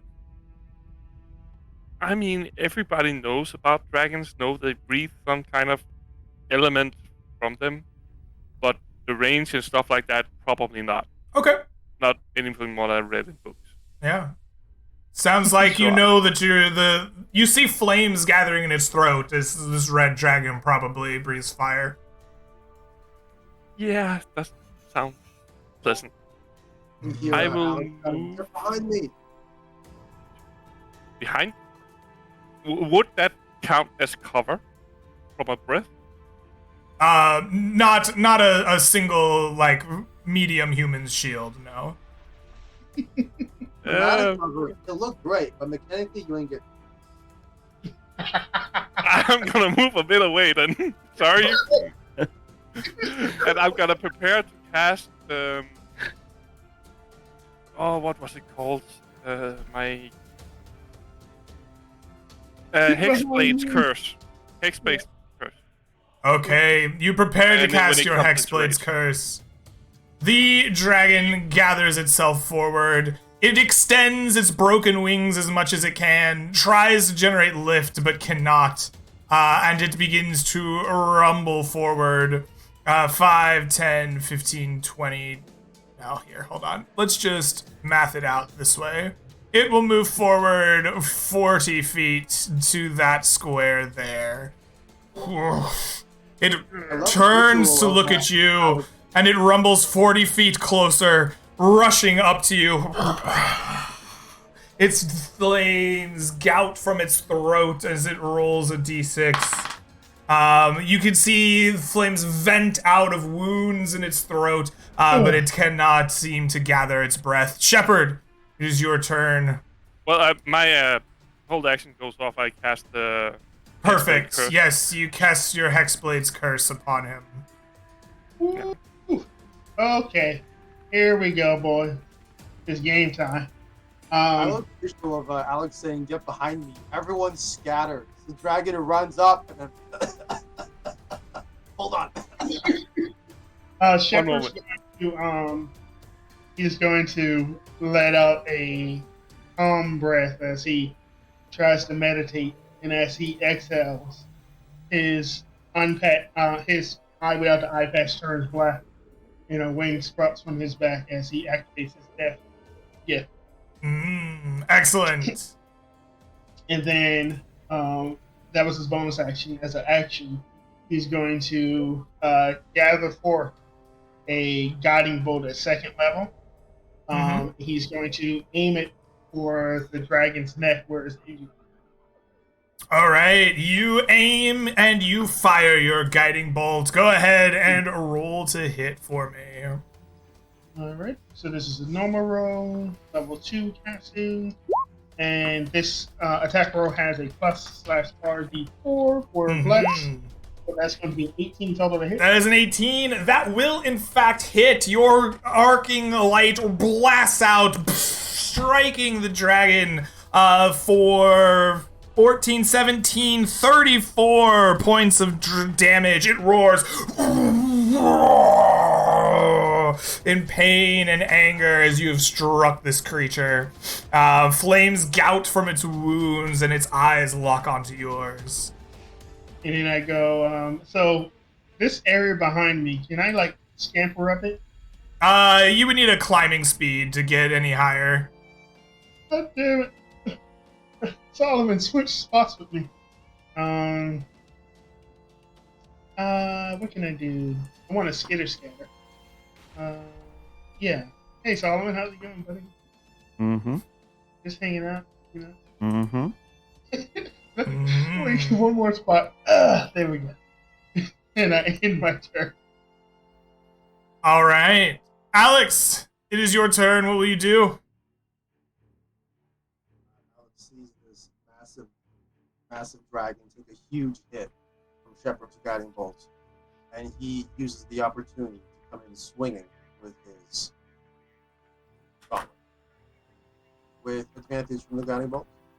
You do have advantage. The 20 will hit for 13 points of damage. Excellent. The dragon screeches out. Flames gout from your slash. And it is clearly hurting. Is it look wounded?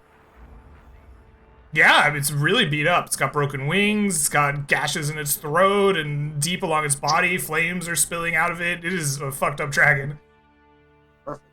In that case, Alex will action surge and take a second swing. All right. Pressing the attack.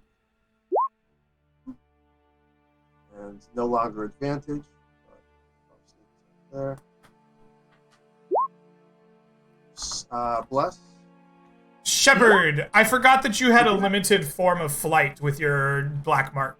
You could have gotten up that, just to remember. So that is a 16 plus 1 for the bless.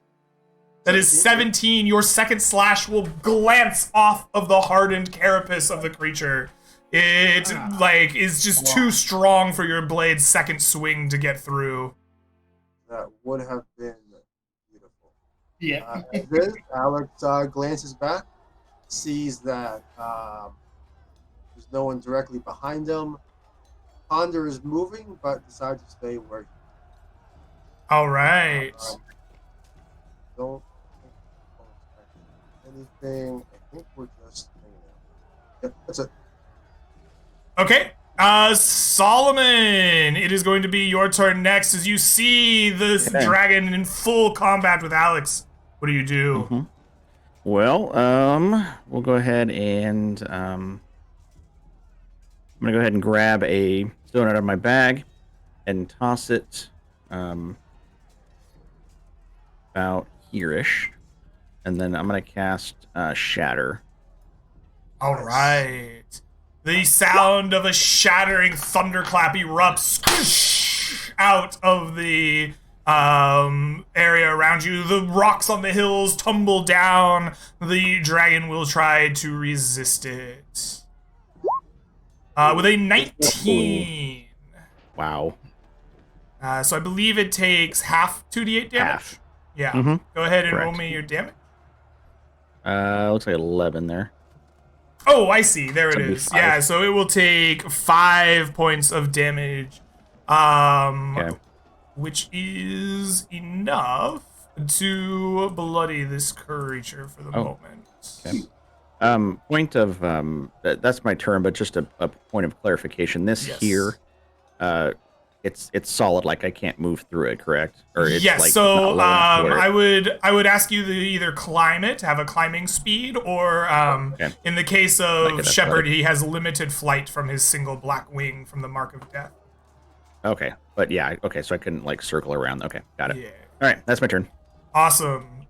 Malithus, it is your turn. What will you do? Well, I will use my bonus action to cast Hex on it. And I will... Yes, you already hexed it the previous turn, I believe. Oh no, that was the Hex Blade Curse. 2 different abilities. Oh, You want me to post okay. The other one? Yeah. Sure, go for it. Put it in there. Okay, at first level you make a Baleful Curse. So it has both, right? You don't have to concentrate on this one? This one is not concentrate. It's the other Okay, one. That's perfect. The Hex is a concentrate. Perfect. Sounds good. Yes. And then I will... I mean, is there any disadvantage because he's kind of in my line of sight, Alex? Nope, you're good. Can I shoot through him? No, you can shoot him. You're good. You can shoot Alright. past your friends here. You have the high ground, Anakin. I will try to use it as best I can. Do I have any advantage for Guiding Light? The Guiding Bolt advantage lasts for the entire round or just the first one? Just the first attack. That's what I Use on the thought, first yeah. attack. So you do not. Right. You do have bless. I do have Bless. The not gonna help 12, unfortunately, your Eldritch Blast, your shimmering light, like, ripples through its scales, but it doesn't seem to actually injure the creature. Nope. And... Are we gonna ring around the roses, this guy? Oh, actually, I have a question. Which save would be best to hit him with? I'm gonna hit him with a dex save, like disadvantage. on my Alright, dex. he has disadvantage on dex saves. Good to know. If it's from Hex, it's ability checks, not saves. Ability Yeah, checks. ability checks. Okay, perfect. Yeah, it's kind of weird. Alright. I will move up to the others then. Why are you guys grouping up? Because I don't want to die First, you alone. guys. Why are you I came guys over grouping here first. Y'all started following me, so. With that, it is the dragon's turn. The dragon rolls. His breath catches. It stops venting out of his neck. And the dragon is going to move 5, 10, 15, 20 around Alex. And he is going to gout his 30-foot breath weapon at all 3 of you. A cone of flames surrounds you in this canyon. I'm going to need dexterity saves from each of you. Okay. I assume this Alex goes past him. That's not bad. You're safe, Alex. He walked in a circle around you to get the like group of them. All right, here goes. That's unfortunate. Okay. 18. Good thing you're all temp HP. All right. For those of you who succeed, you will take half. For the rest of you, you will take all of. As I'm resistant to fire, 16 points of damage. That's a low roll. I Nice. have resistance to fire. How much does You that will take take half off? of the fire. So, did you succeed or fail your save? Looks like you so I'll failed. take 8. So you will take 8 points of fire damage. The creature then ends its turn. Shepherd. Shepherd, you are vulnerable. You will take double the damage. Let me. I gotta redo my math. Yeah. I take 60. I had 40. That knocks me down to 24. All right. So that's like. Ooh. It is your turn as you smolder. What do you do? Flap, flap, flap, flap, flap. I had high ground, Anakin. And I'm gonna guiding bolt him. All right. Please roll to hit. Second level again. Booyaka. Wait. Booyaka. And Oh, the that's going to 19 hits. 17 and 4 is 21 for 42 points of damage. The dragon reels back. Gouts of flame erupt out of new wounds. It is on death's door, but it does not die. I hate you, dragon. I say that in silver. Alex, it is your turn. What will you do? Alex will follow up his Shine Boy's ally with his own massive destruction and hopefully put this dragon out of its unhappy and posty misery. Advantage. Yes, All I will right. Swing once more, or roll once more. That is a critical. Oh my god. For 22 more points of damage. Alex, please describe how you slay this injured and wounded dragon. Alex sees after breathes fire just past him, ignoring him completely, ignoring his taunt, his majestic shield holding up whole thing. And he says, "Not today." And being to the side of it, he brings up his arm, whoosh, right through that neck. Perfect. Head clean off, drops mid. Perfect. The young dragon's head lops right off of its body. The fire in its throat spills out into the ground around you, setting the hills ablaze. But the beast lies still, threatening you and the party no more. He will hold up the head and looking up at the others like, "Fuck yeah." Well done. Well done. Very good. So, with the dragon defeated, you look around and you will find that inside the small opening of this cave, there is a previous home of harpies, a big pile of bones and feathers. This is clearly a place where feathered creatures have lived a long time. But there's also the small glint of newly brought in dragon horde. You can see a pile of coins loaded up in the center of this small cave, stacked up with some gems and other items mixed inside. If the others show him before they run in, Alex will motion to them to be careful. He knows from his years of adventuring, of assisting adventurers, the dragon hordes are a great place for mimics and ancient traps and dangerous artifacts to be. So he will encourage everyone to approach carefully, even though this is the victory prize, it seems, after clearing this dragon den out. I'm following the guy with the big sword. And Alex, I guess, will sweep it out in front of him, like a blind man does with his cane to sweep for dangers. Yeah, you sweep your sword through this like burgeoning pile of treasure, spreading it out all over. And as you investigate it, you will find that the dragon has brought here 2,100 copper pieces, 1,050 silver pieces. Amongst them are 70 gold pieces. There are about 7 gems of opaque black, brown, and blue jaspers. Amongst them, you will also find 2 potions, a scroll case, and a majestic-looking shield.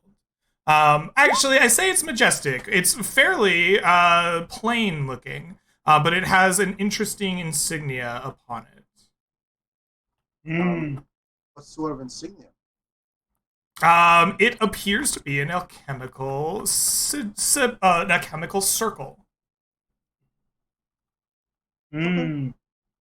Alex will point this out to the others. Interesting. And then glance back at the mule as if sizing up his various sacks for all these coins that they can try to fall back.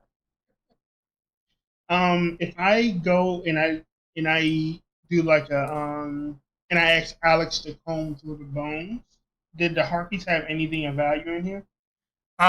No, it appears that whatever of value was in here, if it wasn't brought in by the dragon, was piled up into this hoard, or was taken away by whatever was left here, or Gotcha. whatever left here left. All right. Is there any sign that the hoard contains stuff from like adventuring parties or like people besides just harpy stuff and like pure gold, like chain mails and like You gloves? find coins, gems, 2 potions, a scroll case, and a shield. Talking about like mundane stuff that might not count. No. Okay. Let's take the loot, load it on the donkey. We take the dragon's head back with us. I am Yeah. taking at least a few dragon's claws and some scales and souvenirs. Yeah, Yeah. Alex will help you descale, almost like descaling a fish. You got this massive sword. Pull some scales off that way. Yeah, I you can just try to think, pull some scales and talons and things off of it. You will find that they are mostly in pretty poor disarray. They have been broken and slashed by other creatures other than yourselves. It is hard to get a like quality piece from this creature. I mean, more like commandment. I just killed a dragon on my first quest. Yeah, absolutely. Well, I was in. No, I didn't. I was in the party that did. Mine's more of a So- souvenir as well, yeah. Yeah. Yeah. If I wanted to like bind a wing and take it, it would be just for like memorabilia, basically. Yeah, I mean, a wing is pretty huge. The wings are shredded and broken, but you could take like its stump. I don't need any like animal trophies. That's messed up. Yeah, Alex will take like just like a single large thing. Okay. No problem. Yeah. I think I want claws. I want like a necklace of claws. Okay. Yeah. A necklace of oversized claws is very doable. Get some poor quality dragon scales and a thing. Okay, All right. we load everything after the donkey. Take the head. Let's see. Who hasn't rolled a dice in a particularly minute? Malithos. Roll me a d6 as you and the party make your way back out of the hills the next day. Okay. Yes. There is no encounter for you and the party as you make your way back through the forests. You will arrive back in Stallion's Run, richer in pocket, lighter in rations, and with a dragon's head at your side. The people of Stallion's Run will be shocked as they see the dragon's head getting brought into town. People in the streets, like, they don't even cheer, they just look on with big eyes watching the 4 adventurers lugging around a young dragon's head. it is a momentous occasion supposedly, but people mostly just kind of point and look and like whisper amongst each other. There's not a big, huge cheers and parade put on. Well, We still need to take the head to the Harpies, right? yeah, I mean, I guess that was the plan, but we should probably rest up so we're ready to go there because they're probably still gonna fight us, or at least try to attack us when we enter their territory. They're probably Well, very riled up. okay. Yeah, sure. And I mean, we We're can just gonna, show it to them, then we can take it back if you want to keep it. no, I don't want to keep it. I wanted to just throw it at them and tell them to piss Alex would want to keep it for the tavern because dragons don't Oh, come yeah. around. And small dragon's still a dragon. The big old dragon head right there is real great advertising for future adventures. Like, hey, come check it out. You can kill some dragons. Yeah, have it mounted like off. on top of the door, like outside, so people can see it. Solomon, what do you think we should do? Should we rest and go back, or should we just? Oh, Wait, is Solomon see. muted? Oh, there he is. Hmm. I Oh. was asking, what do you think? Um. Should we rest and go and speak to the Harpies and tell them to piss? Should we Well, go how? do? I guess it all depends on how hurt everyone is. I mean, Uh, I'm down a bit, but I mean, I'm still okay. it's mostly spell slots. I think might be the trouble. Yeah, I'm down 3 HP, but I can still go on. Actually, I'm not, because it died and my Hex Curse activated, and I got full health. Yeah. The dragon. Oh, I knew he was a demon. I knew it. I am not a demon yet. Yes, The he dragon out says. and he goes.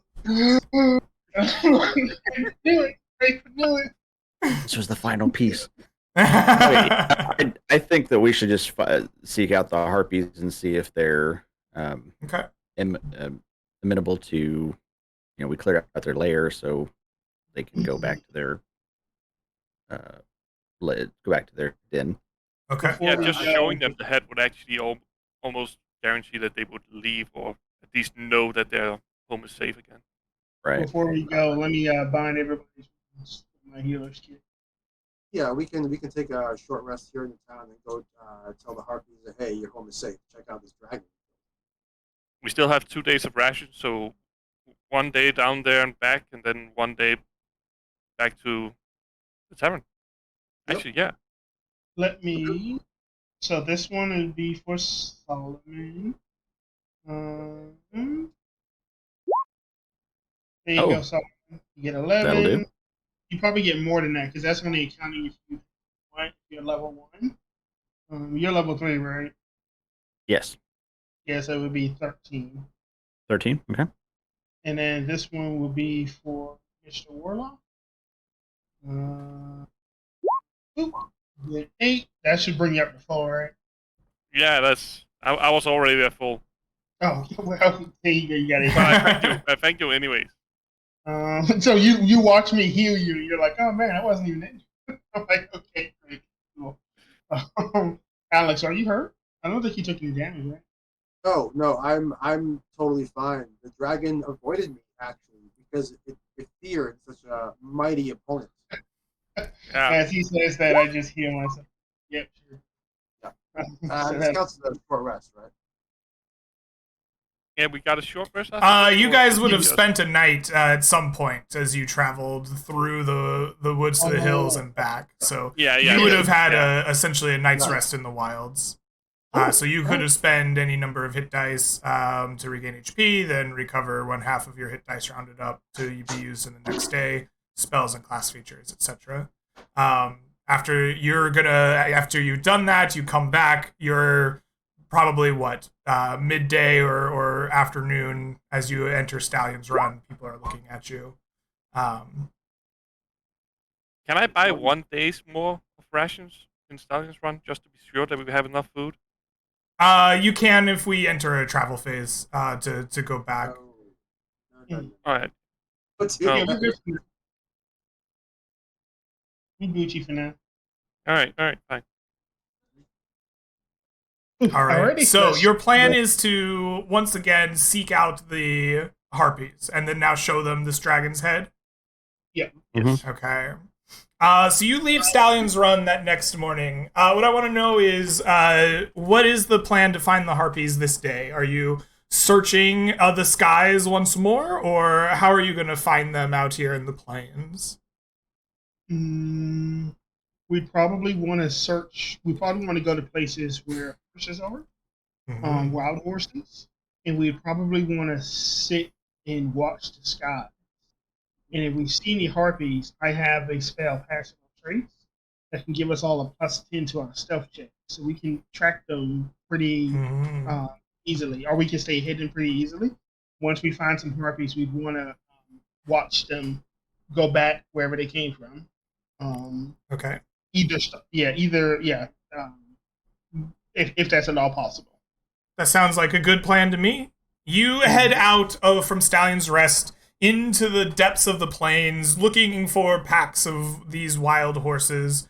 Eventually, you will find a nice place to hunker down, and you begin to watch the skies. All four of you, go ahead and give me perception wisdom checks here. Alrighty. Perception is pretty good for me. Good. Oh, holy All smokes. right. Solomon, you were keeping the sharpest eye out, and sure enough, in the, about noontime of the day, you could see a flock of harpies. Let's see how many that you would find. About 4 harpies flying above, circling around in the skies above you. Who has the dragon head? Is that still with us? I presume Alex has it on a massive, 10-foot pole that he carries. Okay. What I'm saying is that can be kind of we may not even have to find their lair. We can just stick it out and be like, just show it to them that they will go back and tell them. Yeah, we can do that.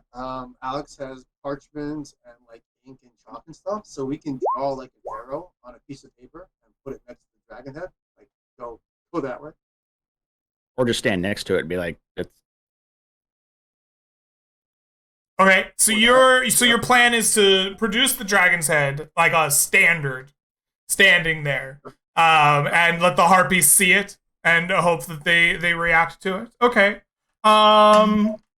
If Solomon were to present that plan, Shepard would shoot it down, because the stipulation with the agreement with Art was specifically we would drive the harpies out, not wait for them to leave. So we kind of have to follow them, show them the head, tell them to piss off, wait for them to piss off, and then go back. We kind of can't hope, otherwise it's really done. Yeah, we do. Yeah, we do kind of have to kick them out as soon as possible. Not wait for them to leave in a month or 2. Yeah. Well, we can try it, and then we can hang around Stallion's Run for a day or so and see if they continue menacing the livestock. Well, I think what was going to be done is we would go up to where they are, roll the head in front of them. I would tell them in Common and Sylvan and whatever here, your original den is now free. You are not welcome in these lands. Leave or be exterminated, and that would be it. And if they fly off, then it's done. If they decide to fight, then we kill them. Isn't that what Salmo said? no. I was saying just they would naturally just leave after they'd known that.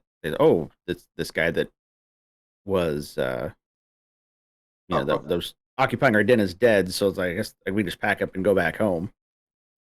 But I mean, Shepard's plan is great too because we know for a fact that they're going to leave one way or another. Yeah. Similar plan. One's Either we get XP or they leave. One of the two. Yeah, I like that idea. Show them the head. Tell them to fuck off. It works. Yep. Yeah. All right. So we're going back to find them then. Yeah, well, Hello. right now, I think Solomon's piece. He brought up the idea of maybe showing them the dragon head, like has on the end of his sword. Shepard would say that's not enough. We have to travel them back to where they came from. Once they start flying back to wherever they came from, let me know. I'll do some trace and we can try. All right. Let's see if they're hunting Oh, actively or if they're returning. Sure. Sorry. Okay. Looks like they are returning right now. They have returning from a hunt. Perhaps you see one of them holding like some horse flesh in their talons as they fly by. So your plan here is to cast Pass Without Trace and follow them. I'm not gonna make you roll stealth with Pass Without Trace. You and your party just you feel the like magics of the grasslands like soften your steps, hide you from the harpies, and you begin to follow them as they fly across the plains. You spend some time. You spend some time just like keeping pace with them as they fly, leading you deeper and deeper into the plains until eventually you arrive at a like crossing of small creeks in the plains.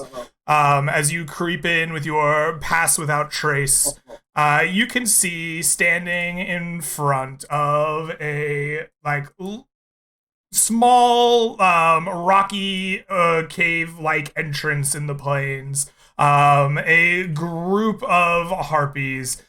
These land and feed their or give the like bit of horse that they were flying back with to a large harpy matron in the center of this like grouping that eats greedily at the horse flesh. As you approach, your Pass Without Trace is going off without a hitch. And the harpy matron and the other harpies do not see you or pay much notice to you as you get to about this point. But as you stop and watch the goings on, it is now up to you to make a choice. What do you do as you see this scene unfolding in front of you? I would tell everybody, Alex, present the head. I'm going to drop my spell. And just be ready in case they don't leave. We need to get them out. Alex looks at you and says quietly, should I present the head as here it is, or more of a I come to offer tribute? I think you should have it on the end of your sword, and once I drop it and they've noticed it, you can kind of toss it across the water to them and let them do with it what they will.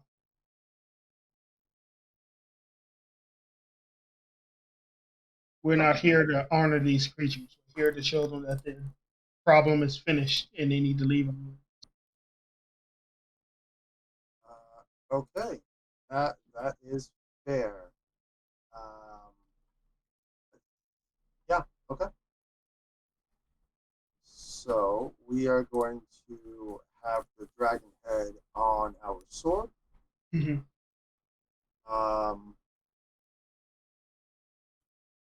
And Shepard's going to drop the Pass Without Trace concentration, so the shadows fall to the side. Mm-hmm. You become visible with the dragon's head on a 10-foot.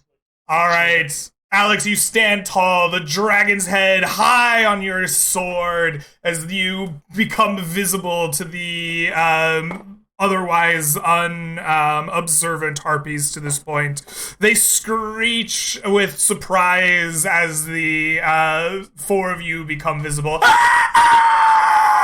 The matron rises up from her fleshy feast of horse meat and extends two large wings and looks at you all. What do you do as you just stand there with the head?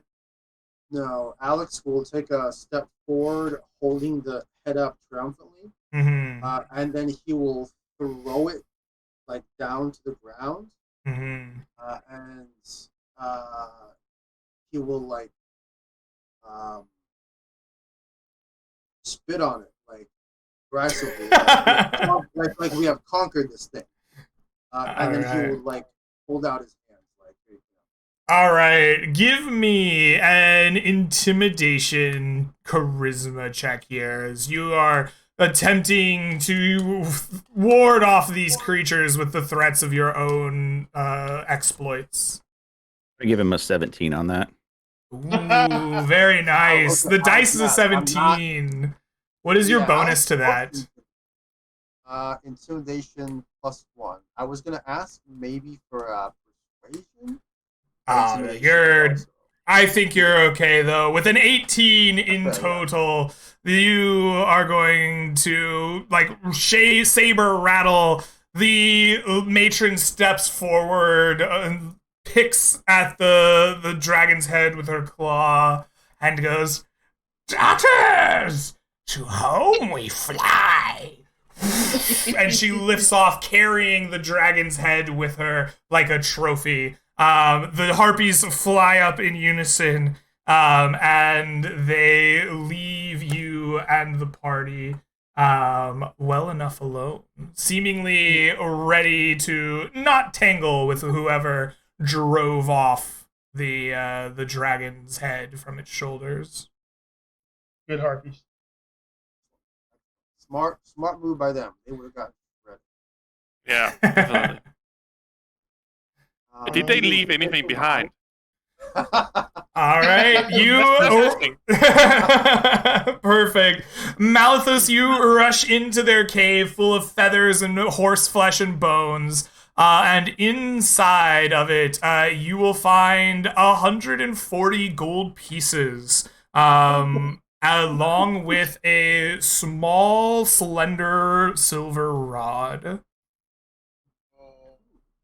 I thought he was memeing. He found some good loot. Yeah. I thought you were about to hop into like some harpy poop, but no, you actually Yeah. Nice. You find a 1 copper pile of 8 kilograms of harpy dung. Oh.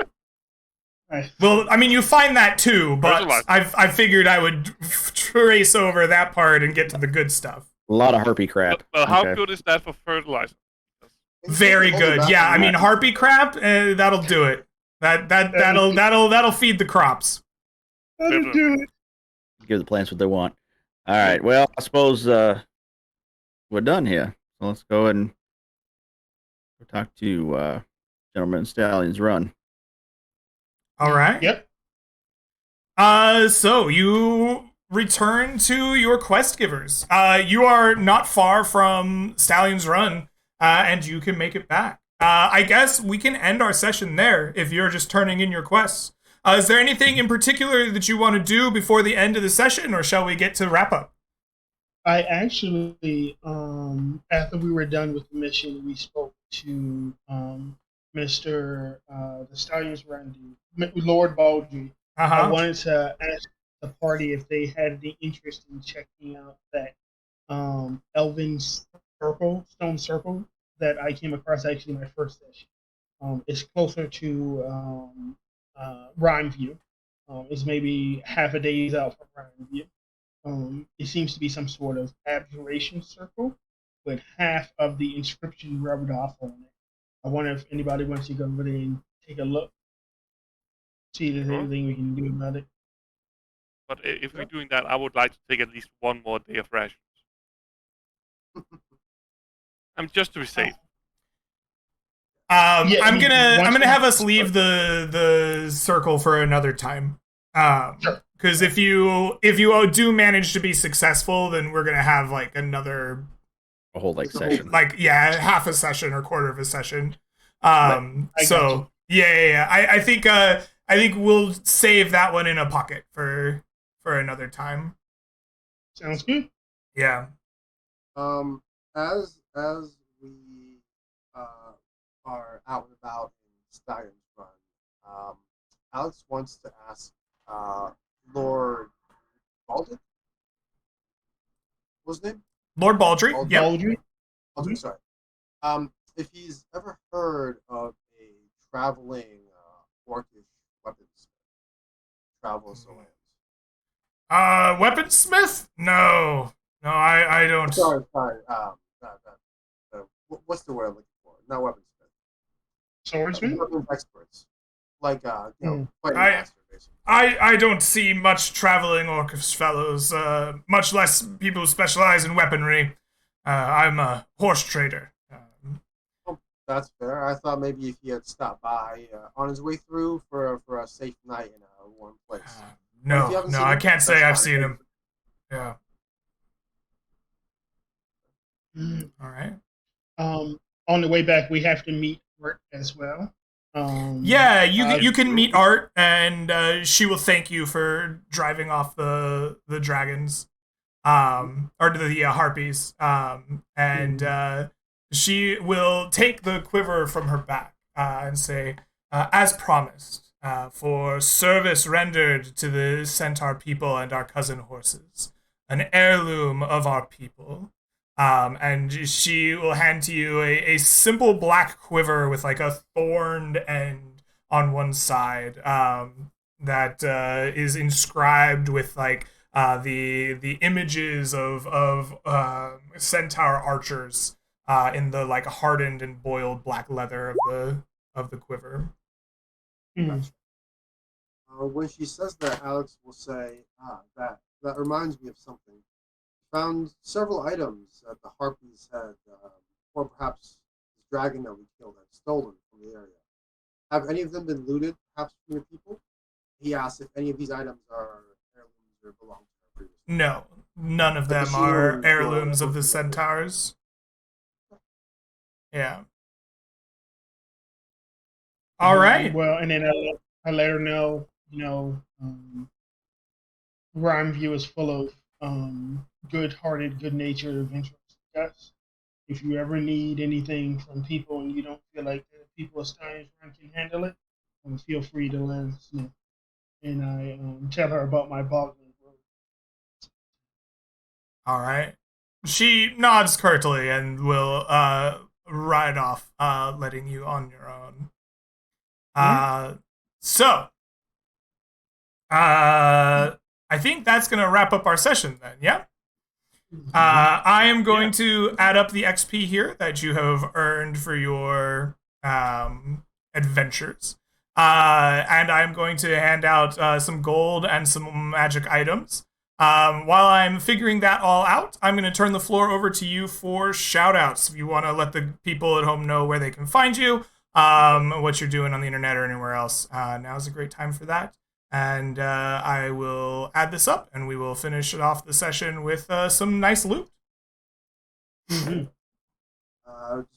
Shout out to Greg, as always, for hosting. Shout out to Riorn for joining us. Always great to have new adventures, and you're very, very generous buying rounds of drinks in the tavern. He says, eyeing the Twitch subs. No problem. Oh yeah, that's great. And yeah, it was a great adventure with you guys. It was good fun. There's a lot of camaraderie.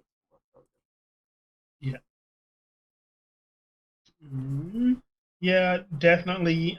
Thank you to all of you guys for playing with me and to Greg for running it for us. It was a blast. That dragon fight was definitely spooky, and I'm happy we made it there in the end because he breath weapon 3 out of the 4 party members. Well, good luck, Alex. But thankfully he rolled low. He rolled very low because that could have went very bad. Especially I could have died outright if he rolled max damage and I took double damage. So all's well that ends well. We didn't die. We drove out the harpies and we got some cool loot. As you mentioned, Riorin, this is your first time playing with us and you did magnificent. Very good. Yeah, definitely. Kudos to you for not dying. Yeah, thanks. Dragon, first time, yeah. Yep, that's it for me. I want to say I think this is the first time. This is only my 4th time out in the mist, but it's the only one where none of my party members went down. So I think I've got a pretty solid crew here. So also, Greg. Yeah.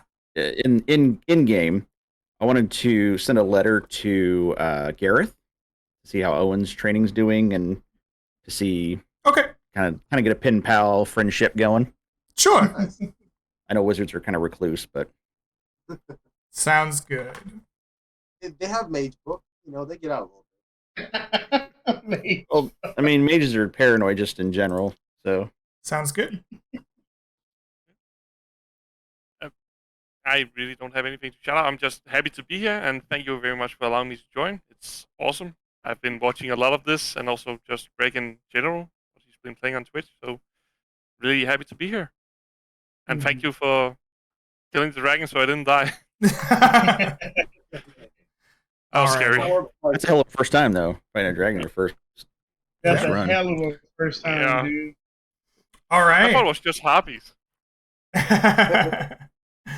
right, great. You guys ready for experience in gold? Let's do it. All right. I would like for each of you to take home 172 gold pieces each. Mhm. I would also like for each of you to take home 987 experience points each. Nice.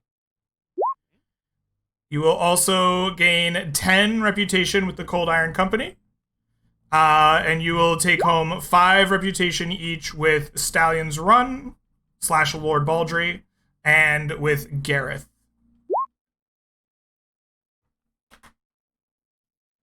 All right. Is the Stallion's Run and You said Gareth- 5 to Gareth?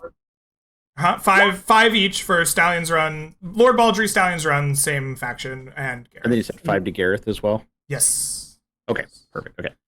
I'll put it in there. I also have a litany of some items to hand out.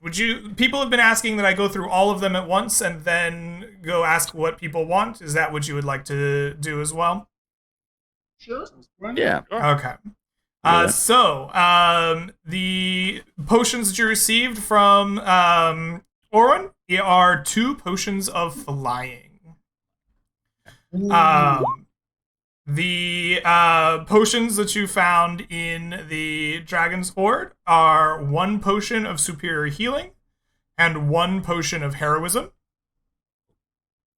You also have found a scroll case in the Dragon's Hoard, which included a scroll of protection from fiends.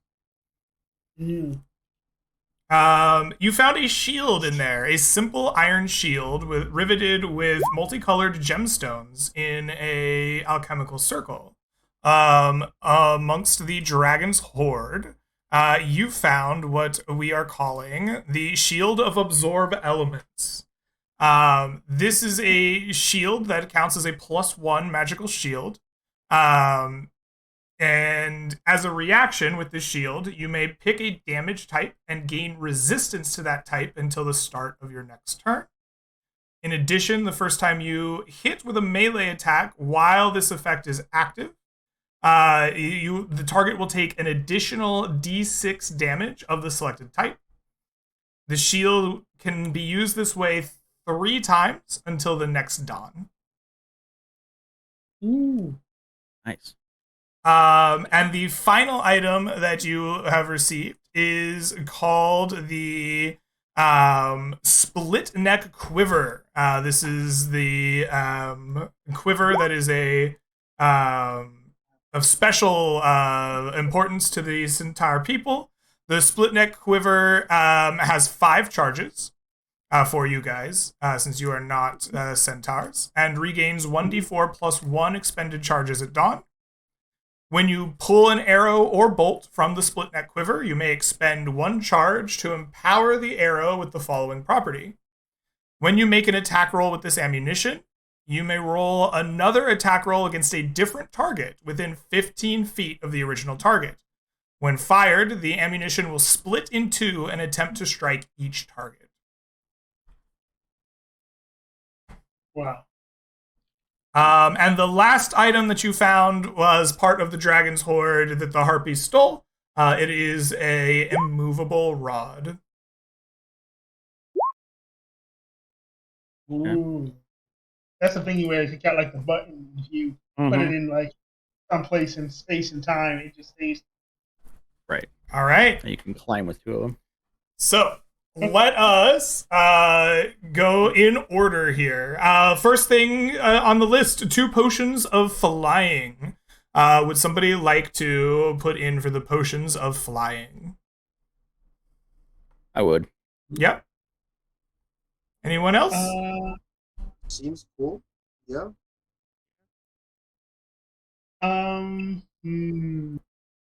Maybe all of us could roll off on them. Does that sound fair? I mean, if you Yeah, want, if you if you want- want them, yeah. Well, I mean, I don't need both of them. I'll just take one of them.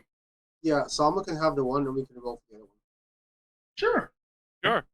You got Okay, Solomon, take one potion of flying. The three of you, go ahead and give me D100s.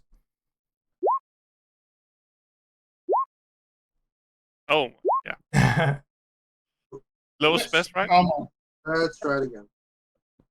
that? Doing text in front doesn't. All right, looks like Shepard, you will take the other potion of flying. The next item is a potion of superior healing. Would anyone like a potion of superior healing? I'm gonna skip off that. I don't got enough hit points for that. Okay. Yeah, I'll take it if no one else wants to roll for it. Sounds like it is Yeah, I yours already got it. unopposed. I got one. All right. Alex, please take a potion of superior healing. The next is a potion of heroism. Would anyone like a potion of heroism? And that's just a spell heroism. Right? Yeah, it's straight from the DMG potion of heroism. It acts like the spell. It's heroism concentration. When you drink it from potion, no, you're just getting the effect. Oh, and it still does the 5 10 HP per round. Here, I will read you a potion of heroism from the SRD here. Pulling up a Probably all potion. roll for it. Seems like a good item for anyone.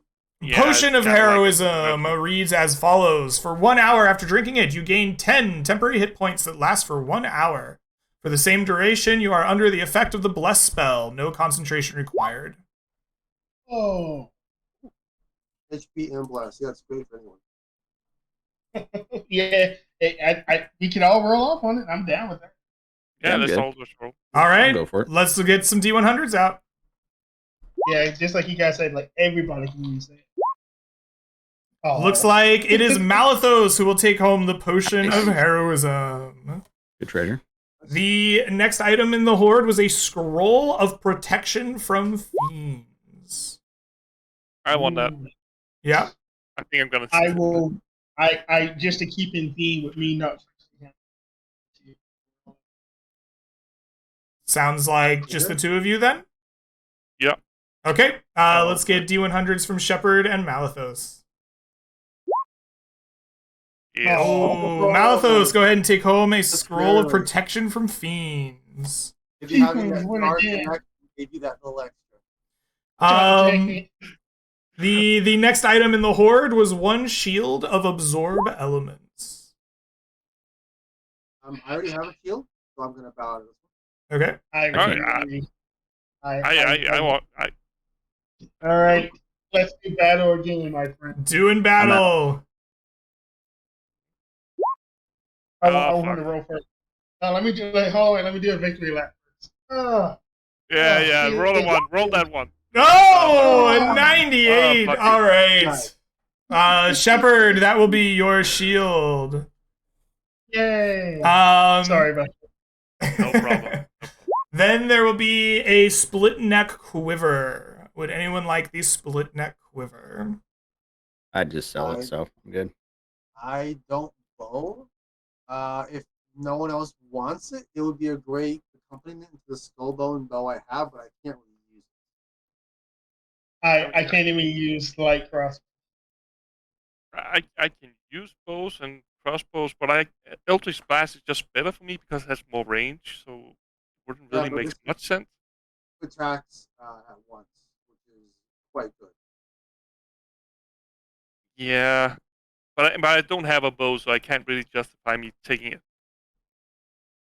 You always buy one. If he wants it, I guess Alex will take it to pair it with the skullbone bow as a set items for someone later.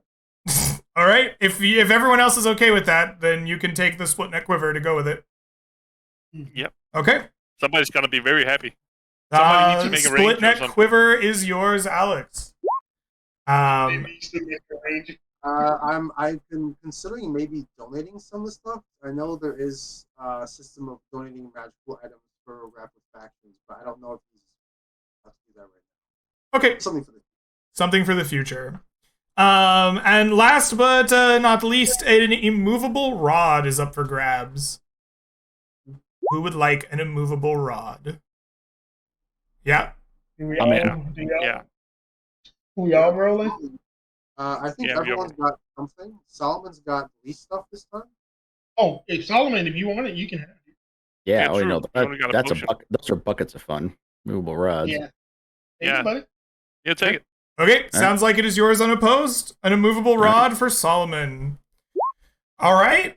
Well, thank you very much for playing with me today. Twitch chat, thanks for hanging out. I hope that you have enjoyed the session and the game. We will do some more of this in the future. I am excited for what may come next time. Until then, have a great rest of your day, night, week, whatever it is, till I do see you again. And I'll see you next time. Peace, Bye, everybody. everybody. See you, Bye. chat.